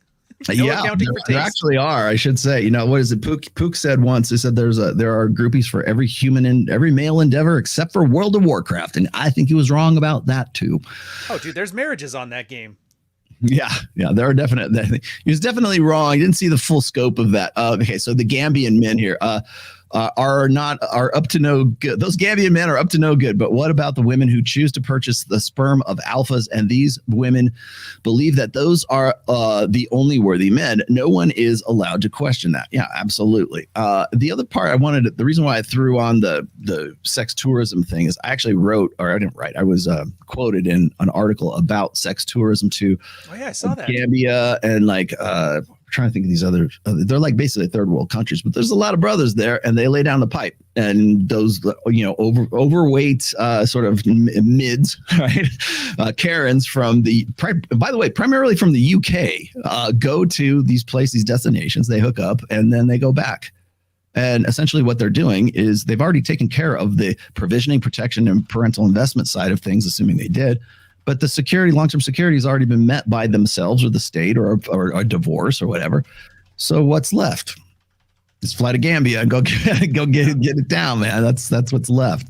No pool boys in Britain. Got to go abroad. Yeah. Let's see. You nailed them. Just commentators. The BA in history is no help running a job site, but I learned how to research topics and issues. They just want to use the Cliff Notes for their arguments. Yeah, they do. Yeah. Get off of YouTube and Twitter. Talk to actual women, and you'll be less angry at them. Real time. This is a living example of that, man. 300 pounds to super fit, swimming in Poon in the Middle East. He's my Saudi Arabian, it's red pill as hell down there, and he's living it up. It's the greatest example. It really is. And I 100% agree. And I'll tell you that I had a recent sort of revelation about that. Doing Access Vegas and being out there, going to the clubs, going to Zook with Mike, and being sort of in that social circle right there. I'm almost ready to write a book, a book about the experience, quite honestly, because I think that a lot of guys, and he's not wrong, and maybe even Alex would agree with this as well, is there's this perception of how the opposite sex is according to what the internet has to say. But when you get out into the field, when you're out there in the clubs, and it doesn't have to be the clubs, it could be Bible study for all I care. Right. But by my experience anyways, it's been it's another world. Guys can't imagine going to Zook. They can't imagine going to Vegas. They can't imagine actually even speaking two words to half the girls that are on our show. And I'm not trying to say you suck and they're better than you. I'm just saying that there's this perception of how they ought to be.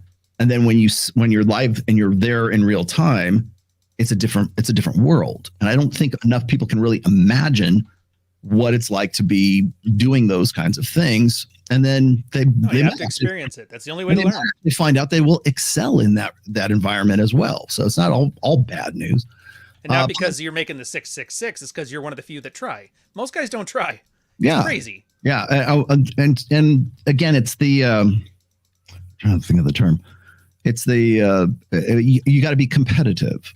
Are you a competitor or are you not? Are you a player or are you not? I don't want to play. I'm going to say, okay, well then fine. Why are you still watching all of this stuff? If you're not a competitor and you positive. Yeah. Evolutionary side. I'm going to do a full rundown on that. My question is this, is if you're a guy, you're honest to God, you're a black pill doomer and you're MGTOW out and you're going your own way and just like you constantly come back to these shows going, why didn't you get normal girls on there? And I wouldn't wife these girls up and blah. Like, why are you watching? You're a MGTOW. You're not supposed to watch this stuff. You don't care about that. You're indifferent to this stuff. But yet here you are. And really maybe the better question is like, why are you still here? Why are you doing that? Please unsubscribe from me and go. Maybe John Anthony Lifestyle has your answer. Maybe Alex from Playing with Fire has your answer. Maybe these guys do. Seriously, go test out other people. I encourage it. Is this Commodore VIC 20 and Amiga 500 of the red pill? Thanks. I think he's trying to say we're old. Rolo, have you seen the channel Sci Hacks? Yes, I have. A lot of the topics that I see on that, and I'm not going to shit on that guy. I think he does short form content, which is the wave of the future. Certainly not doing 3-hour shows, right? But he does a good job. I will say this is a lot. I think a lot of the stuff that he does is like his next idea usually comes from like a chapter in my book, or it comes from like whatever the new hotness is. He puts it in psychology terms. A lot of people are saying he's purple pill. I don't watch enough of it to really make a judgment call on that. I do know who you're talking about, but it just seems like another fast follower. And not that I don't like the guy. I think he's probably pretty good, but highly recommend people look up Kapil Gupta. Kapil Gupta. His solo podcast on SoundCloud to unhook yourself from the addiction to prescription idea. Okay. All right. Well, I'll go look up Mr. Gupta. Mr. Tomaso, you forgot my super chat.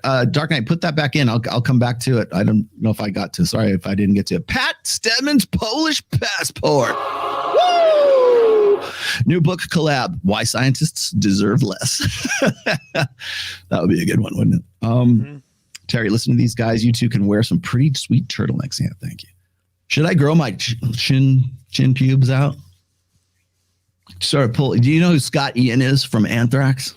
No, I know Anthrax. Okay, so Scott Ian used to have long hair and he shaved all bald, and like all of his hair migrated down to this kind of like this very long ponytail of a same thing with Kerry King from Slayer, by the way. Did the same thing. And you do what you got to do. Top then, close enough. But see, those guys have congruence. The other guys, I don't know about that. Now, before we head out, because I know you got to go, I do want to mention one last thing, because here is late breaking news. I got an email just now from Jean-Francois Garipe, our friend, who had a real problem with us talking about Pearl and everything else. Right. Okay, so I guess this is coming from Quebec. Is he in Canada? I guess he's a Quebec separatist. Okay, sorry, because a lot of this kind of sounds gay and French to me. So he's, AKA Rollo Tomasi, yada, yada, objects. Cease and desist from the publication of How to Debate Like an Alpha Male. So he wants us to stop talking right now, by the way.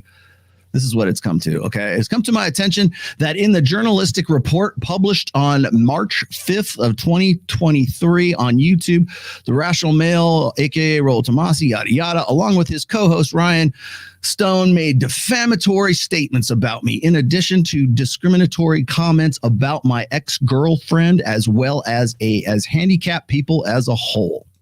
Did we? I don't think we did. The report. Oh, I know what he's talking about. The report claims that Jean-Francois Garipe, this wants me to make this public, right? Attempted to kidnap a baby, and I would have had with a handicapped woman. Specifically, Ryan stated that the report that I groomed a mentally handicapped chick and tried to steal the baby. The statement is false since the woman referred to by Rian Stone in the report never had a baby. Really? Nor was... I'm just to read the report. I don't know Right. what he's talking about. Yeah, if you want to put that link up, I'll be, we can, you could judge from that report. We were just reading from that report, my friend. Nor was ever pregnant, so would have been impossible that I would commit or attempt to commit a crime against a non-existent person. All right. The host of the show, Rollo Tomasi, has shown himself to be reckless and malicious in reporting this information on YouTube, on his YouTube channel, and failed to make any check of the criminal records in the United States, which would have exonerated me, or even a simple review or related legal cases. Like, dude, do you think If I just tell him he's a good person and all this is wrong, we should have started. I was going to say, I'll tell you what, man. I don't know, but I'll find out for you. How's that? Publicly available, yada yada. A simple message to my publicly available email would have allowed me to correct the false information before the publish. But such a message was never sent. Yeah, because we're doing it live right now, dipshit. Okay. Furthermore, Rian Stone went on later in the report to point to the audience members of scientific shows like my own as retarded, an ableist slur, which is meant to hurt audience members like my ex-girlfriend, furthering the demonstration that the malicious intent to hurt handicapped people was at play in this broadcast. Okay, let me explain something to you. I support retarded people. Let me tell you that right now. You know what? I know damn well that most of the people who watch this show are spurgs, and they're my spurgs, and I love every last one of you. I love my haters. I don't care what you like. I don't care what your mental abilities are. I don't care what your IQ is. You know what? Please be participating in this. I show my support for you 100%. So there you go. I don't know you, JF. I don't want to know you. I don't care. Forget I ever existed, and this will be great. Okay, it's a non-legal paper, but I get it. He just wanted me to say this. Okay. I'm not going to delete this episode, just so you know. Okay. But let me explain something else to you. I'll give you the disclaimer. The comments and words of the guests of the Rational Male in no way imply the opinions or thought processes or whatever of the host and the company that is the Rational Male, which is actually not even a company. So therefore, I've got the disclaimer right here, and there you go. So take it up with Ryan. If that's what you want to say. I don't care. But don't talk to me. You don't know me, and I'll forget about you very quickly. All right. So let's go here. If you guys want, if I've offended anybody, please go and look it up for yourself. I'm sure it's probably not hard to find. So again, but I think it's big. What were we just saying at the beginning of the show? Right? Everybody wants to get litigious all at once. So there you go, live in real time. Anyways, that is why. There you go. Thank you very much for the blood sports. Yeah, you're welcome for the blood sports. Let's see. And no, I will not be entertaining Francois or whatever the hell his name is. Fresh said it best to their two-faced followers. Stay over there. Rollo, agree with your statement. Thank you. You're welcome. I mean, again, it's like if you think that I'm like a schmuck, then please go and what is Dark Knight? Let me see. Dark Knight, can you get, or Sam, can you get me Dark Knight's super chat? I must have blown by it. Here, Rollo, I gotta jet now. This is going way over time when I had scheduled. Do you mind if I leave the ending? Tell everybody where you're going to be and what you're going to do. Just come to the channel. The book's on audio now. Praxeology Volume 1 is now out on Audible, iTunes, all the audiobook platforms. And beyond that, it's just the channel. I'm kind of slowing down until April here. We're going to start ramping up book 3. So that's it for me. All right, man. Yeah. Thanks for coming on and helping me out with all of this. Thank you. Sorry about getting you in trouble with the Quebec Mafia guy. Whatever. It's like, go if you really want to go find there's plenty of information about this. You can go and look at it. I'll tell you what I'll do. we'll put that, whatever you quoted, we'll put the link in the description, and then people can go find out for themselves. So sounds good. Off the hook. There you go. All right, guys. Thank you, Ryan. I'll take us out once I get the rest of these super chats. So thanks for joining us today, my good friend. Thank you so much for having me. I'll talk to you later. All right, man. See you. Cool. Let me see if to get to the rest of these real fast. Sorry, today's only going to be a short show today, isn't it? Yeah, 3 hours. Mentally disabled women have the right to live. Yes, they do. Yes, and that's a niche of porn, by the way.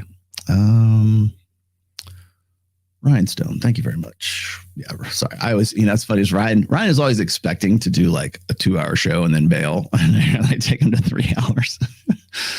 I want to get to your super chat, Dark Knight, because I'm cool like that, but I didn't see it in the history here. Somebody bring it up. Somebody give it to me. Give it to me now. Thank you guys so much for watching today. And yeah. So in all honesty, if you're offended by anything I've said, it's really easy to get offended these days, and you have to be really careful with what you say. I think I was mentioning that to Ryan as well, is that you got to be careful about like making statements that people will actually be litigious about. And so I think that's going to put a new set of restrictions on shows like this, or shows, well, really anybody's show for that matter. Because once you start making those comments there, I think we're going to start seeing very soon, I want to say ambulance chasers, but there's going to be a set of legal experts who are going to find some way to industrialize, following up on shit. Hell, I'll be the first one to do it myself if I have to, but I think that's what's going to be happening pretty soon. What's this? What happened with Pearl and Nick? I showed you guys already. Go look at the friend. I showed it at the beginning. She had Nick Fuentes was on the show. And again, I don't care about what Nick says. I thought it was actually pretty entertaining when he was on with Kanye West. The reason why I say he's sort of bucking for the role of Richard Spencer is because these things come in cycles. So actually, even before that, I want to say it was on the Trump, like maybe the Trump years, right? I mean, Richard Spencer got beat up on the streets, right? It was I'm horrible, sorry, but I think there's a need for boogeymen, and Nick will probably fit into that role very soon. Do I think he deserves it? No, but maybe that's the direction he wants to go. I mean, it's a fire starter. It's like Milo. Milo just starts shit. You think Pearl will come on the show? I told Pearl that if she want to come to Vegas, I'll host her on Access Vegas. Mike and I are already discussing it. She's in the UK. I know she's considering making a move back to the United States. If she does, okay. There's a possibility we might go over to the UK. That's another option that Mike and I have talked about, but it probably wouldn't be until like April or May. I am going to actually go to Puerto Rico right around my birthday, which will be the first week of April. I'm going to go take a trip to Puerto Rico, and I'm actually looking at some sites out there to possibly host an event at some point. What else? Let's see. Anybody else? Somebody. Okay. Sorry, man. Dark Knight. I did not see your super chat. I apologize. See if I can go find it again. But I mean. Really? Yeah, the UK is full. Is the UK full? All right. Let's see. I got to those ones already. High Roller, amazing show. Oh, thank you. Thank you very much. Greetings from Brazil. Should do a Q&A right now is what I had to do. Is my audio strange? I don't know. Maybe it is. People kept saying that I needed to get my audio levels adjusted and whatever. I'm using the software that's on the board for this particular mic. So I think maybe I need to back it up. Maybe is it because I'm over modulating? Maybe if I bring it down like that, maybe that's a little better. Thank you. Thank you, Ross, for your input. I'm waiting for Sam Botta to go fetch me a Dark Knight super chat because I don't know where it is. Let's see. Sammy's in the chat. Tori's in. Oh, okay. So here's a couple things. One, go to Legal Mindset, the channel for Legal Mindset. Thank you, Tube. The super chat is in no way indicated the opinions or of payee or indicate the proper understanding of the information therein. Thank you for edutainment. You are welcome for that. That's exactly what we're all about, the edutainment here. Saralita, never offended. I think lawsuits like the Blaze lady, Sydney Watson, are going to be the new popular way to sue people. Yeah, and I think what's probably going to happen is it'll be profitable for a little while until it will, I think, have a cooling effect on like really YouTube blood sports at some point. What's this? Rolo, we miss the guitar horns behind you. Do you? What about this? I mean, how about if I just do here? Is that better? I was trying to rig this camera over here so I could get the horns back again. I'm still kind of working the angles here, but I do have two cameras in the new studio right now, which is much bigger. I'm not sure I like this. I might take the hexes down, but because are they distracting? I don't know. Maybe they are a little bit. And let's see what else are they. You think I should take them down? Really? All right, maybe I should. Yeah, they are a little distracting. Let's see what else. No, yes, no. Everybody likes it. Yeah, I got new lighting rigs in here. By the way, that's the ESP back. That's my baby right there. No, don't take them down.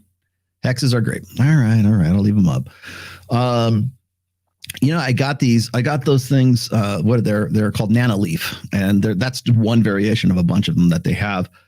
And I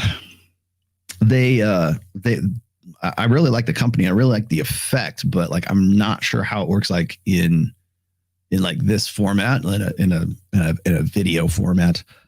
Let's see. I need people to tell me something about what is it? Oh yeah, Dark Knight. Can you put your question back? Thanks for that. Sammy, I don't know if he might not even still be around anymore. I would read it. I try to get to everybody's super chats because I'm cool like that. Yeah.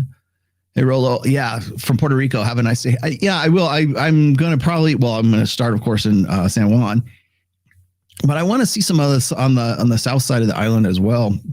I might be looking for some property out there at some point too. So let's see. What is this? Okay. All questions will be answered for the next, 20 minutes. How's that? Slick of axe behind head is whack. Is it? What is it? You mean this one? Is that what you're commenting on? Like I know the old studio, I used to have the devil horns all the time, and that was sort of my thing, but it's kind of difficult to do here because they're so they're way back here. So let's see. What's that? Did you go back on Dr. Phil? No, I didn't go back on Dr. Phil. Not recently anyways. I only shot once. They were going to, you're probably referencing the fact that like Dr. Phil said there's going to be a part 2 to that show. I doubt that's going to happen. I talked to their producers, and by the way, Dr. Phil's in complete, they're in shake-up mode right now. From what I've heard, he might be moving to Texas, kind of like Joe Rogan. And I think they're going to focus more on like podcasts and stuff. I don't know for sure. That's just the word around the fire. And then of course, everyone who is part of the show, either they quit or they go to Dallas, assuming they need them there. What does that do to my old show that I did? I don't know. I don't know that we'll ever see the second part to it. In fact, I would probably say you won't. And this is me speculating. I don't know for sure. I gotta put allegedly in front of goddamn everything these days. I don't know for sure, but I kind of highly doubt they'll show the second part of it because the reason, according to like other publications, that Dr. Phil has sort of canceled his own show, or he didn't cancel his own show. He lost the contract, right? They didn't renew him. And I mean, they wanted to give him sort of like the nobleman's way out, I guess. But So the reason for that is because advertisers were kind of like less enthusiastic about Dr. Phil, and he's old media. He's been doing it for 21 years. Like, for Christ's sake, please go. Like enjoy your golden years. You got more money than God right now. But I don't think you'll see it simply because the reasons that they gave for like not renewing the contract shows exactly like what I did. So I don't think that that's going to happen. So I hope vaya con Dios, man. I hope you do, especially Robin McGraw. I hope you guys can do something with yourselves, but not my cup of tea, not my demo. Will you do a podcast with Andrew Tate once he is free again? That would be awesome. If he gets free again, I will tell you what, he'll be the first one I call. I would love to do that. The last time I kind of had any kind of text exchange with Andrew was on Christmas Day. And it was just sort of like, hey, Merry Christmas. I'm thinking about you, bro. Family to family. Like send him pictures, family pictures and stuff like that. That was the last time I had any back and forth. And Justin and Sterling as well, too. You guys think that we're like just these like, fiendish, marketeers. No, we actually are family people, too. Rolo, you're like a father to me. Why, thank you. Thanks for all the help and guidance over the years. You are welcome, Bad Dragon Breath. All right. Okay. So the announcements, but if you haven't seen my show, I did Rule Zero was yesterday on this show. You can watch it. It's now in the books. You can also see me on Andrew Esquire's channel, which is called Legal Mindset. He's a pretty much a semi-regular, I think, on Fresh and Fit. He's kind of like the red pill legal analyst guy. And I like him quite a bit. And I did the show with him about the Blaze / Sydney Watson legalities. I also did one with him about Amber Heard, and I think I did one more prior to that as well. But go check that out. There's a lot of there's a lot of gems in there. I hope to Tom. I need to get Tom to clip some of that stuff out of there for me. Thank you for and By Design and Karama, yes, and By Design. I'll get into that in just a second. Let me. I also did a show with Torsha and Mike Sartain on Tori's channel as well, which is Torsha Podcast. I did that actually the same day, so I did back-to-back podcasts on Thursday. So go ahead and check that out. We had a pretty good conversation. It was just very casual. It was just kind of like spur of the moment. She said, "Hey, come on my show," and I did. So, and then I said, "Hey, Mike, come on the show," and he did. So it worked out. Let's see. Yeah. Is it low key? Am I low key? Yeah. And you know what? As evidenced in my live numbers right now, which we're now at 960. See, that's the thing. Is when I do Nuts and Bolts show, I do it at the expense of viewership. So if I say, hey, we're going to talk about Frame today, I could do it for an hour. I could do it for 2 hours and be done with it. But that is never going to be as like well watched a show as like what Will Smith smacks Chris Rock, right? That's gonna play. Oh, there you go. Okay, that finally, thank you. Rolo, for the push for morality, I don't like the pandering by the woke or the trad cons trashing fathers. Yeah, I have made. It's funny you should say that. When we were talking about Dr. Phil, I made that case on Dr. Phil that you probably will never see now. But the infamous superfluous incident was actually sparked by that conversation.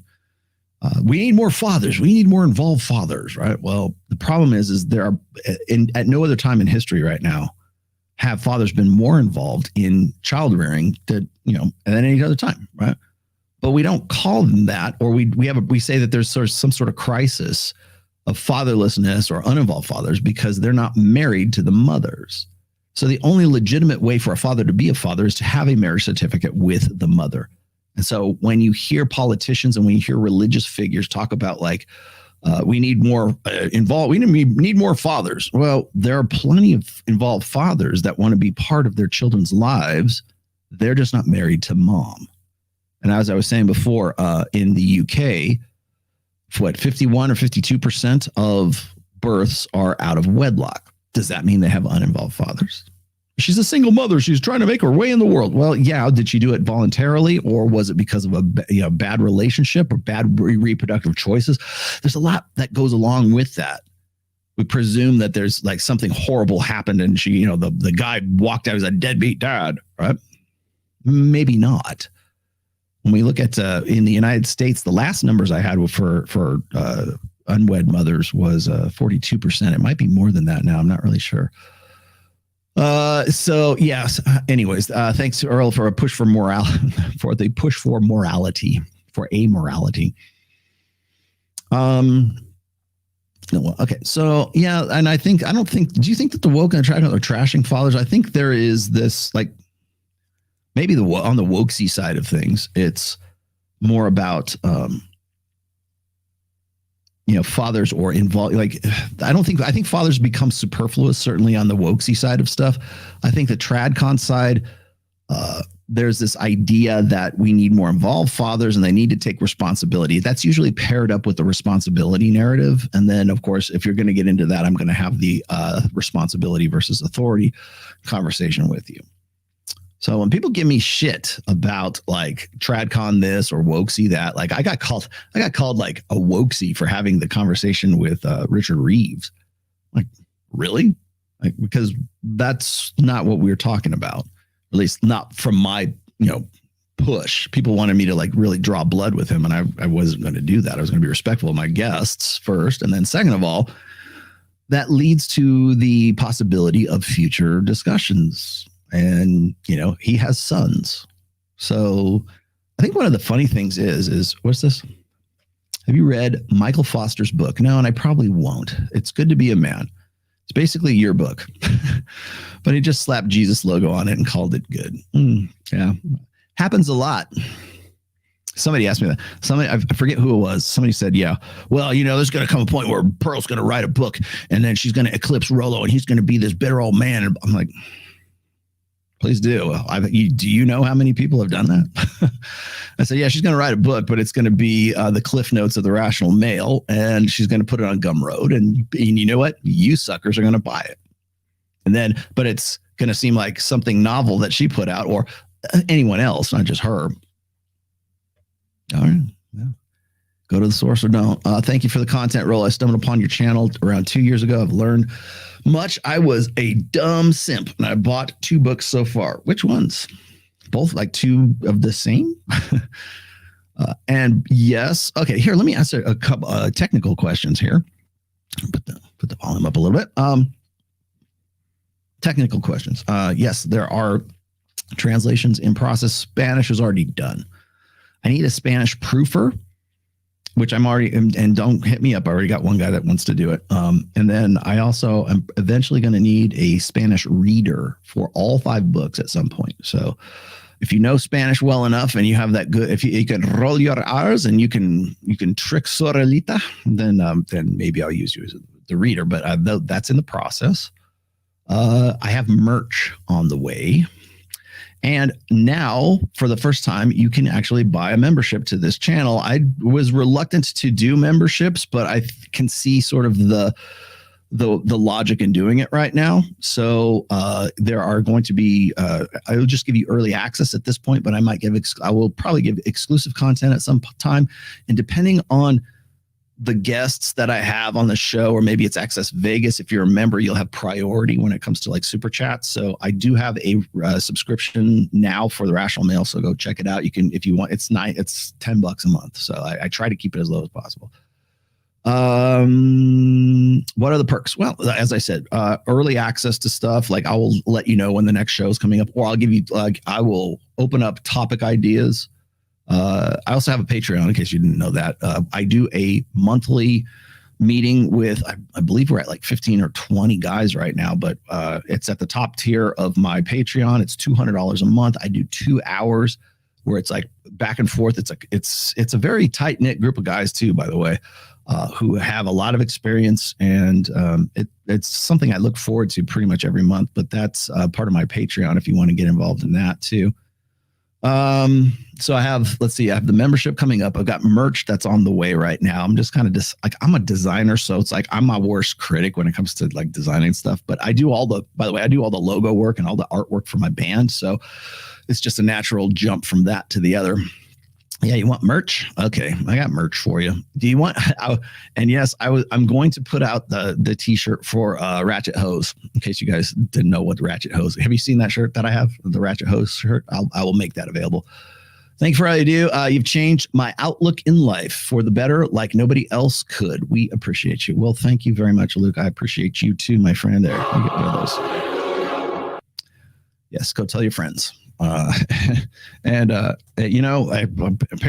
you don't want to unsub and go off to some other guy's channel. I have to be honest. If I am a little bit more low key today, it's because I've talked with Mike Sartain, and Mike's a good buffer for me, I would say, like in the same way that Pat Campbell was a good buffer for me, although I'm now older than Mike, of course, but Mike kind of brings me back down to earth. Aaron Clary does too, by the way. Aaron Clary's let's go for a hike guy. Let's go out and touch grass guy. But Mike is I think a very positive. People won't understand this because you don't know what our offline conversations are like. But Mike, if you're watching, I appreciate you, like probably more than you realize.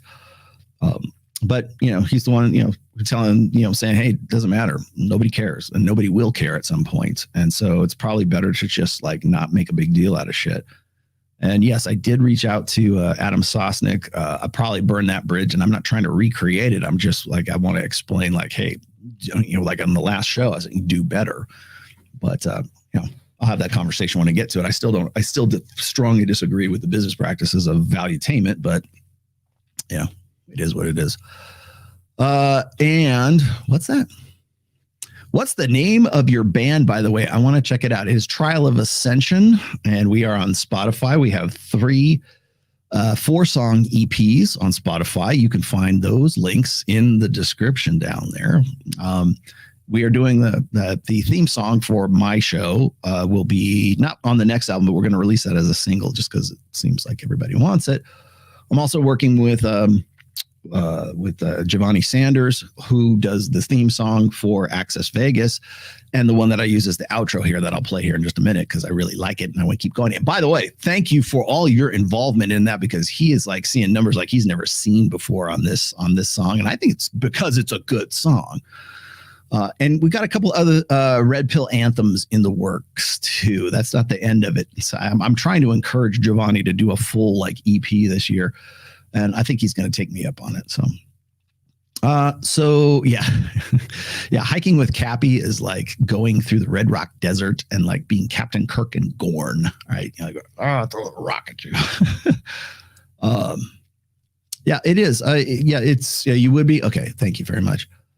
Thank you for and by the way, Trial of Ascension. You can get merch. You want merch now? You can go to the Trial of Ascension website and buy my band merch if you'd like. The PR to the star in a telenovela. Thank you very much. I appreciate you guys. I appreciate all you guys.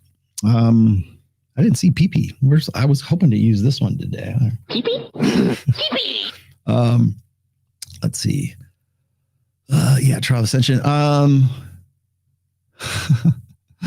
You guys are funny. It gives me a chance to do that. I'm working on that. Just where I'm. To be continued. I'll tell you about that.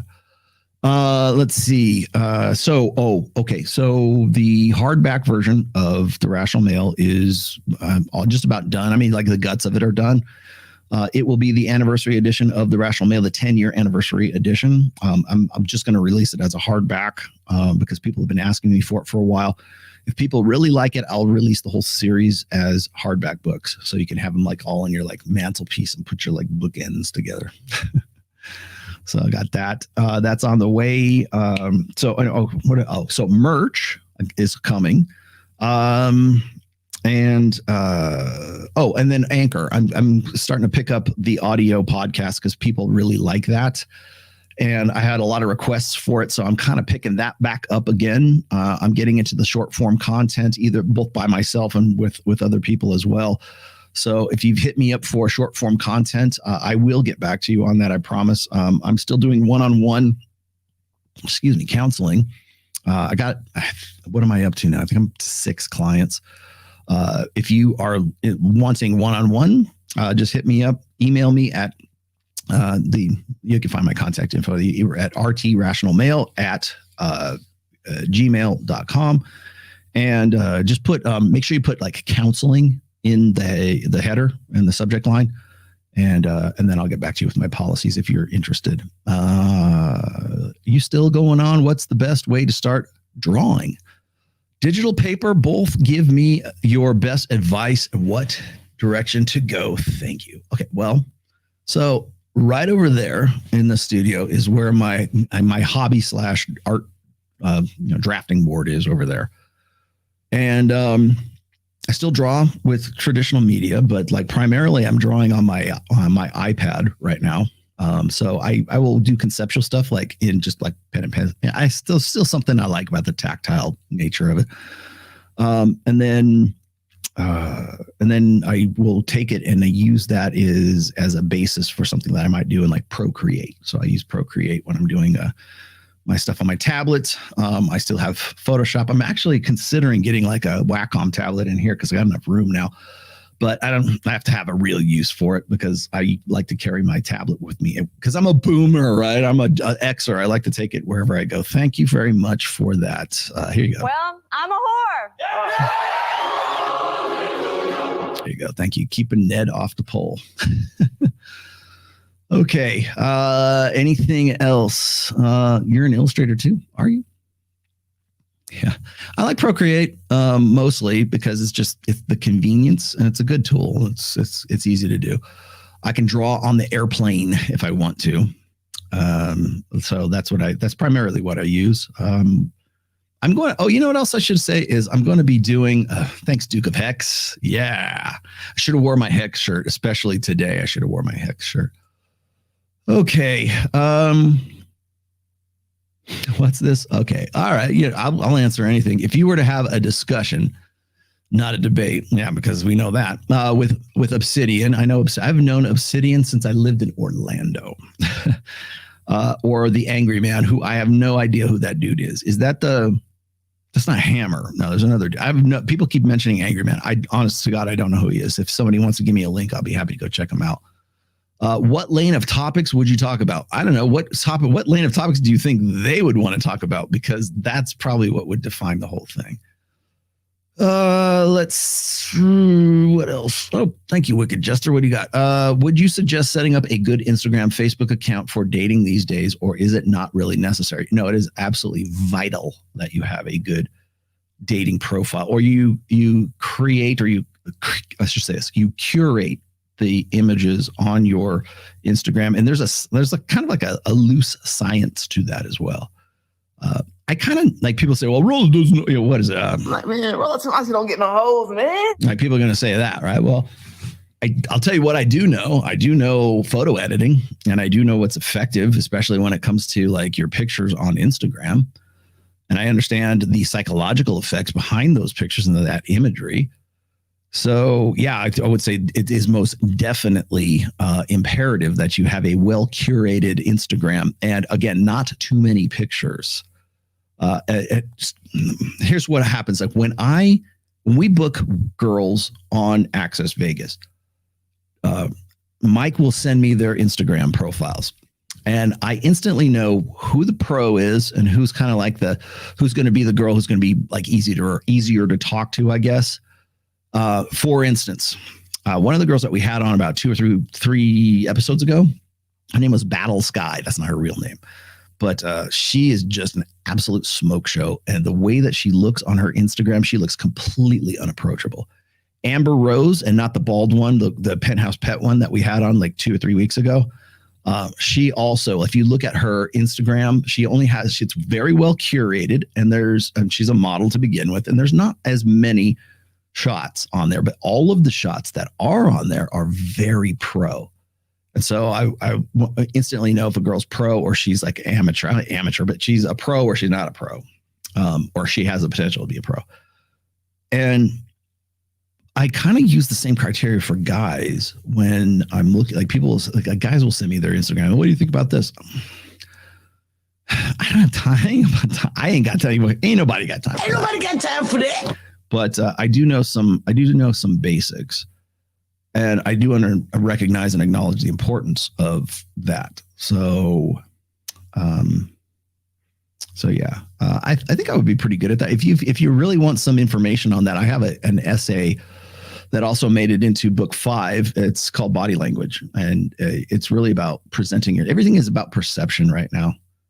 It's very easy to craft the imagery or the perception of high value online. It's never been more easy for a guy to, take a picture by a Lamborghini and like try to at the very least, like say he has enough money to rent one. So the cues for high value have never been easier to sort of like counterfeit than today, because image is all that matters. And at least in the online dating world is concerned. Like if you look at my Instagram, like I got some of my press shots. I do professional photography once a year. The last time I did it was with Mike Tang, I probably will do it with him again this year. But I would also, I know, not personally, but I have sort of exchanges with Steve Lyons, who's he used to be a male model, and now he's like one of the top fashion photographers and has been so for a while. He's buried in Big Bear right now under snow, which we are too. But those guys made me understand the importance of imagery and how like presenting yourself will make or break you, because it's all about perception. It doesn't matter about authenticity. And I hate to even say that, because it kind of goes against the grain of what, like, say, a Justin Waller would say, right? Like, don't worry about girls. You shouldn't worry about girls. Like, but yeah, you should. But you should also be, chasing girls. You should also be chasing excellence. You should also be chasing money, muscles, and also women at the same time. There's synergies between all of those. But you have to understand that brand management, like dating today, is just basically brand management. And Instagram is a sales funnel for women. So are you cool enough to want to hang out with? If your presentation doesn't show that on your Instagram, then you're not a player. And I don't mean like a player. I mean, you're not a player in the game that they want to be in. And I hate it when I have to put women on the spot for this on Access Vegas, or any other show for that matter. But like, I hate to have to put them on the spot, because you go and you ask women, like, what are you looking for? And they're like, oh, I don't need a really good looking guy. I like dad bods, blah, blah. And then you go and you look at their, like, how they present themselves, or you look at their boyfriends, like in real life, because they never put them on Instagram. Yeah. Again, the medium is the message. Like, what is actually she doing versus what is she saying? And I think a lot of women want to hedge their bets when it comes to like, oh, don't worry. We don't need guys with like 10-inch cocks, and we don't need guys that are like, have a V taper and 6-pack abs. We want you to be funny and nice. And it's all personality. And it's like, yeah, for long-term security, I'm sure it is. But finally, the last podcast that I failed to mention, I was on Action Junkies via Zoom on Friday night with Mike Sartain. That is on the Sticky Paws channel. It's called Action Junkies with a Z at the end. And I talked to I put this up. It's in if you go and you look at my posts in YouTube, you can get the link there. But I talked to a guy who is a advocate for sugaring. And that was a real interesting conversation, I'll tell you. And it's short. It's I don't think I was on there for more than 45 minutes. So go check that out too. That's the last thing I had to do. Let's see. The pictures you display on your IG should show you enjoying your life. At a restaurant table with your friends, food. Let's see. In the seats at the ballpark, right? Just don't put fish on there. I do, because I don't care. But a dog picture, you with a dog, would be good. Also, don't. I had a guy that I was canceling one time, and he was like, I was trying to help him with his Instagram, and he was showing me some pictures that he wanted to put on his Instagram or use as an avatar kind of thing.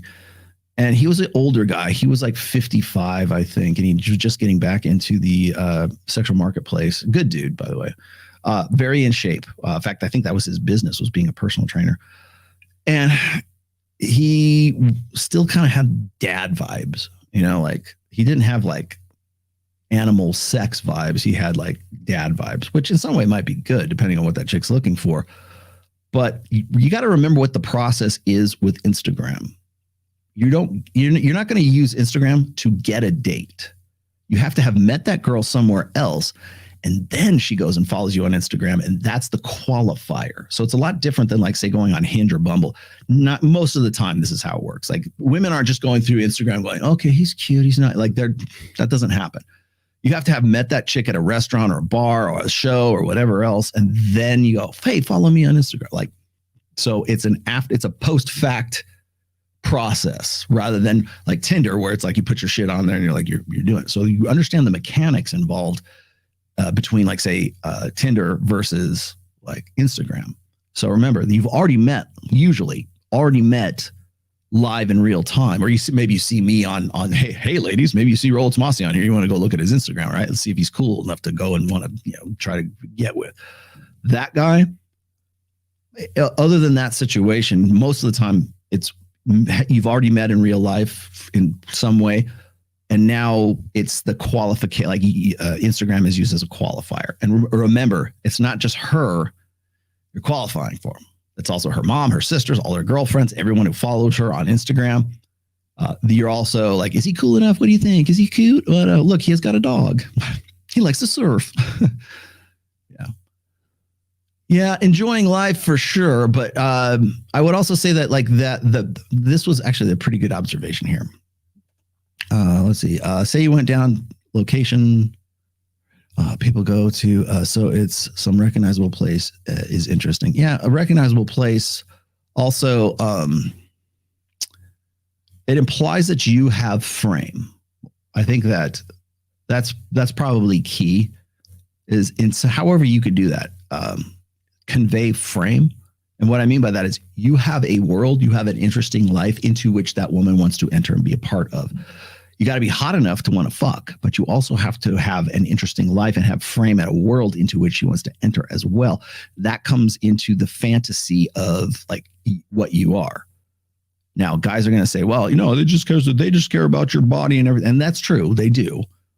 But it's also about the lifestyle. Women don't marry a man; they marry a lifestyle, or they want to marry a lifestyle. And so that's why a guy like what's his name, Simon LeVay, Tinder swindler. That's why he was pretty effective at what he did, because he sold a lifestyle, or a fantasy lifestyle, including the fact that he wasn't a bad looking dude, but it was the story that went along with it.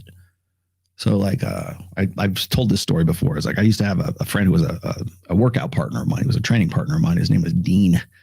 Dean was probably about 6'2", good looking dude, always tan, jacked as hell. He used to compete amateur bodybuilding, and he was also a male stripper. And he would tell me stories about the women the guys who made the most money at Chippendales or Thunder Down Under or whatever were the guys who didn't just strip their clothes off and then, dangle for their delight, right?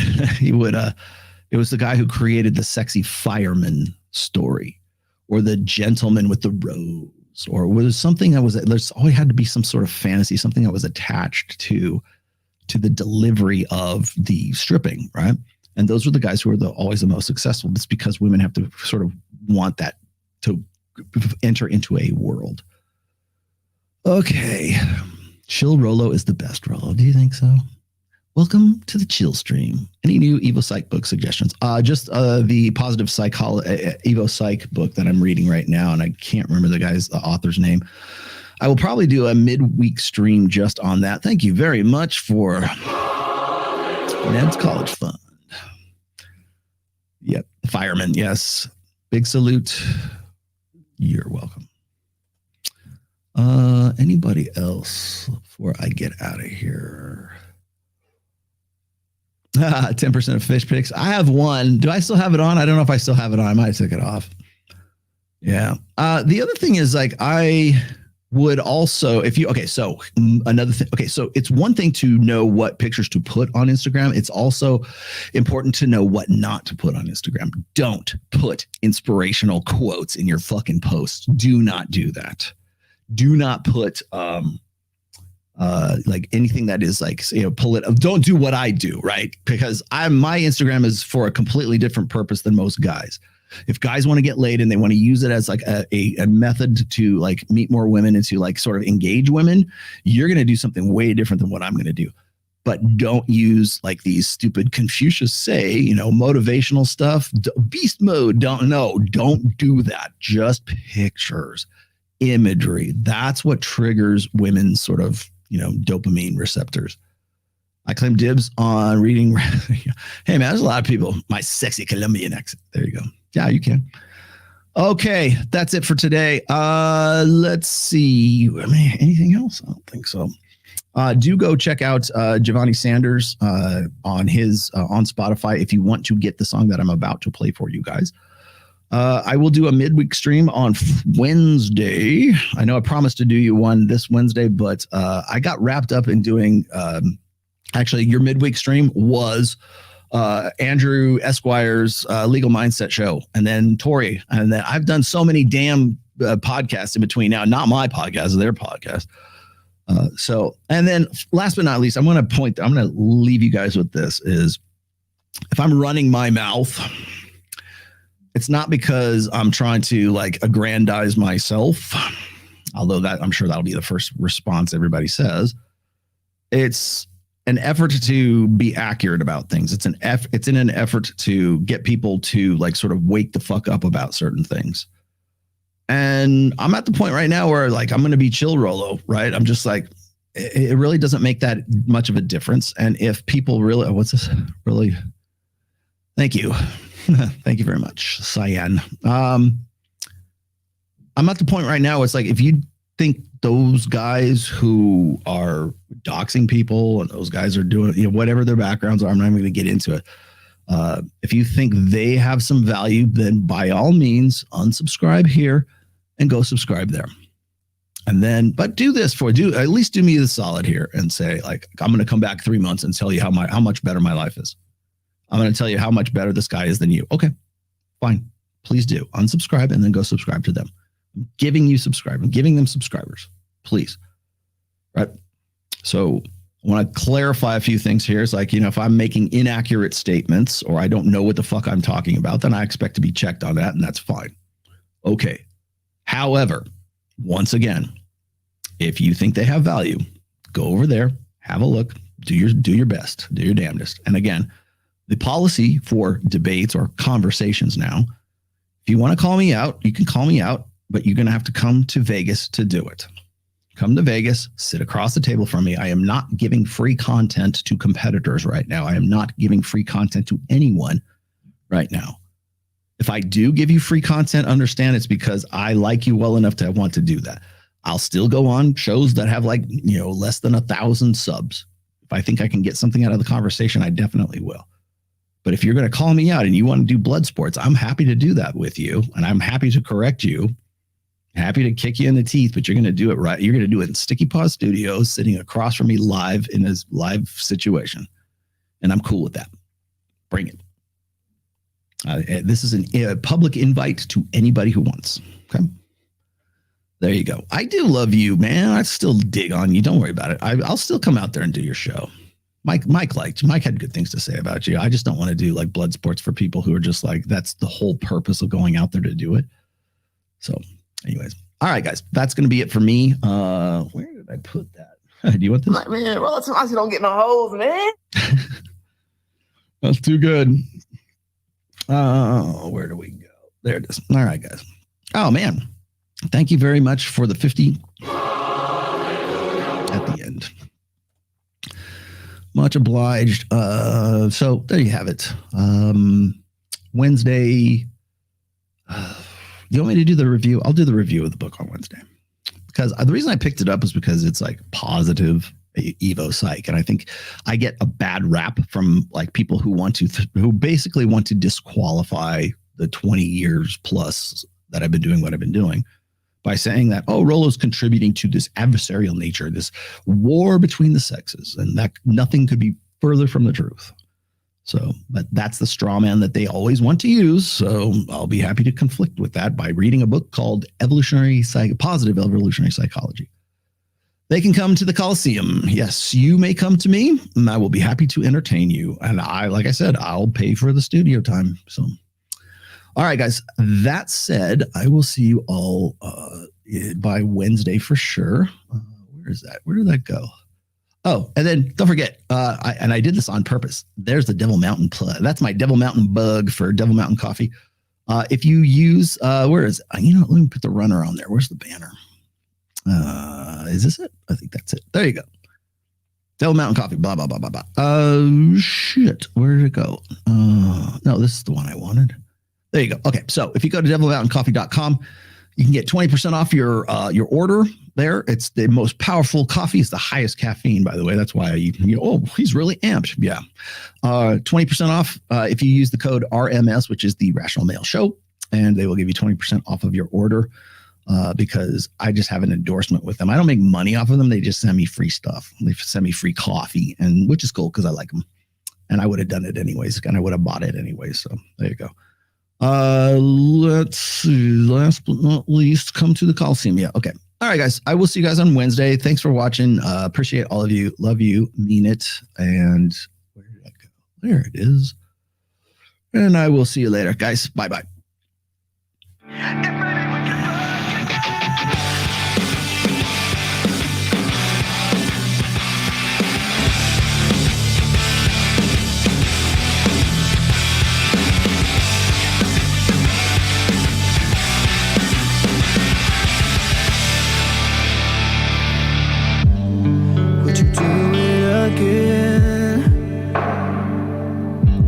I need to feel you on top of me. It was my first time, but I was just a kid when we met and went to bed. It was my first time.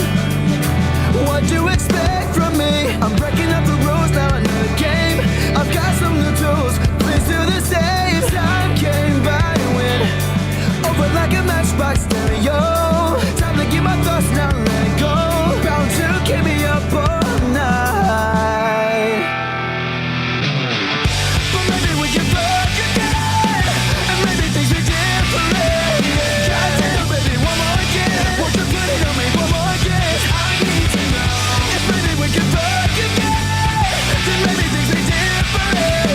Goddamn, baby, one more again. Could have the best in my life.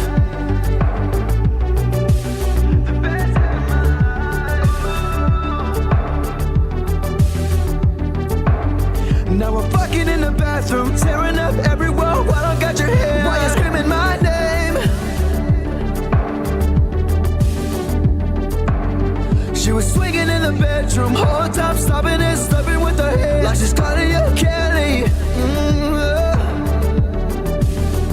So baby, run me up and down like a pony, turning up my song, getting messy, working up and down on your body. Run me up and down like a pony, turning up my song on your body. Baby, we'll get down to it all night. But maybe we can fuck again, and maybe things be different. Goddamn, baby, one more again. Won't you put it on me one more again? I need to know if maybe we can fuck again, then maybe things be different. Goddamn, baby, one more again. Can we have some more?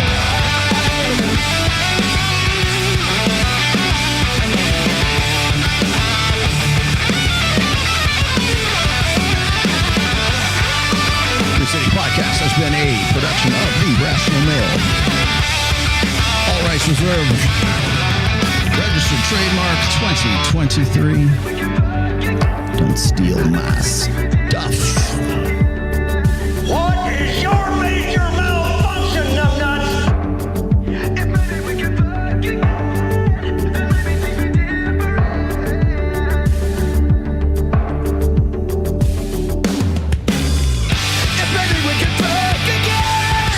maybe things be different.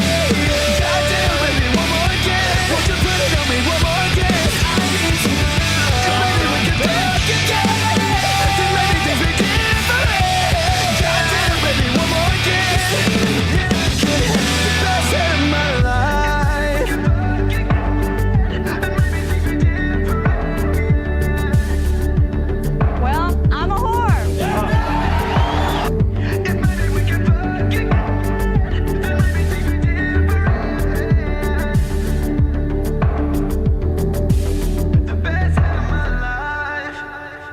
bitch to be cool.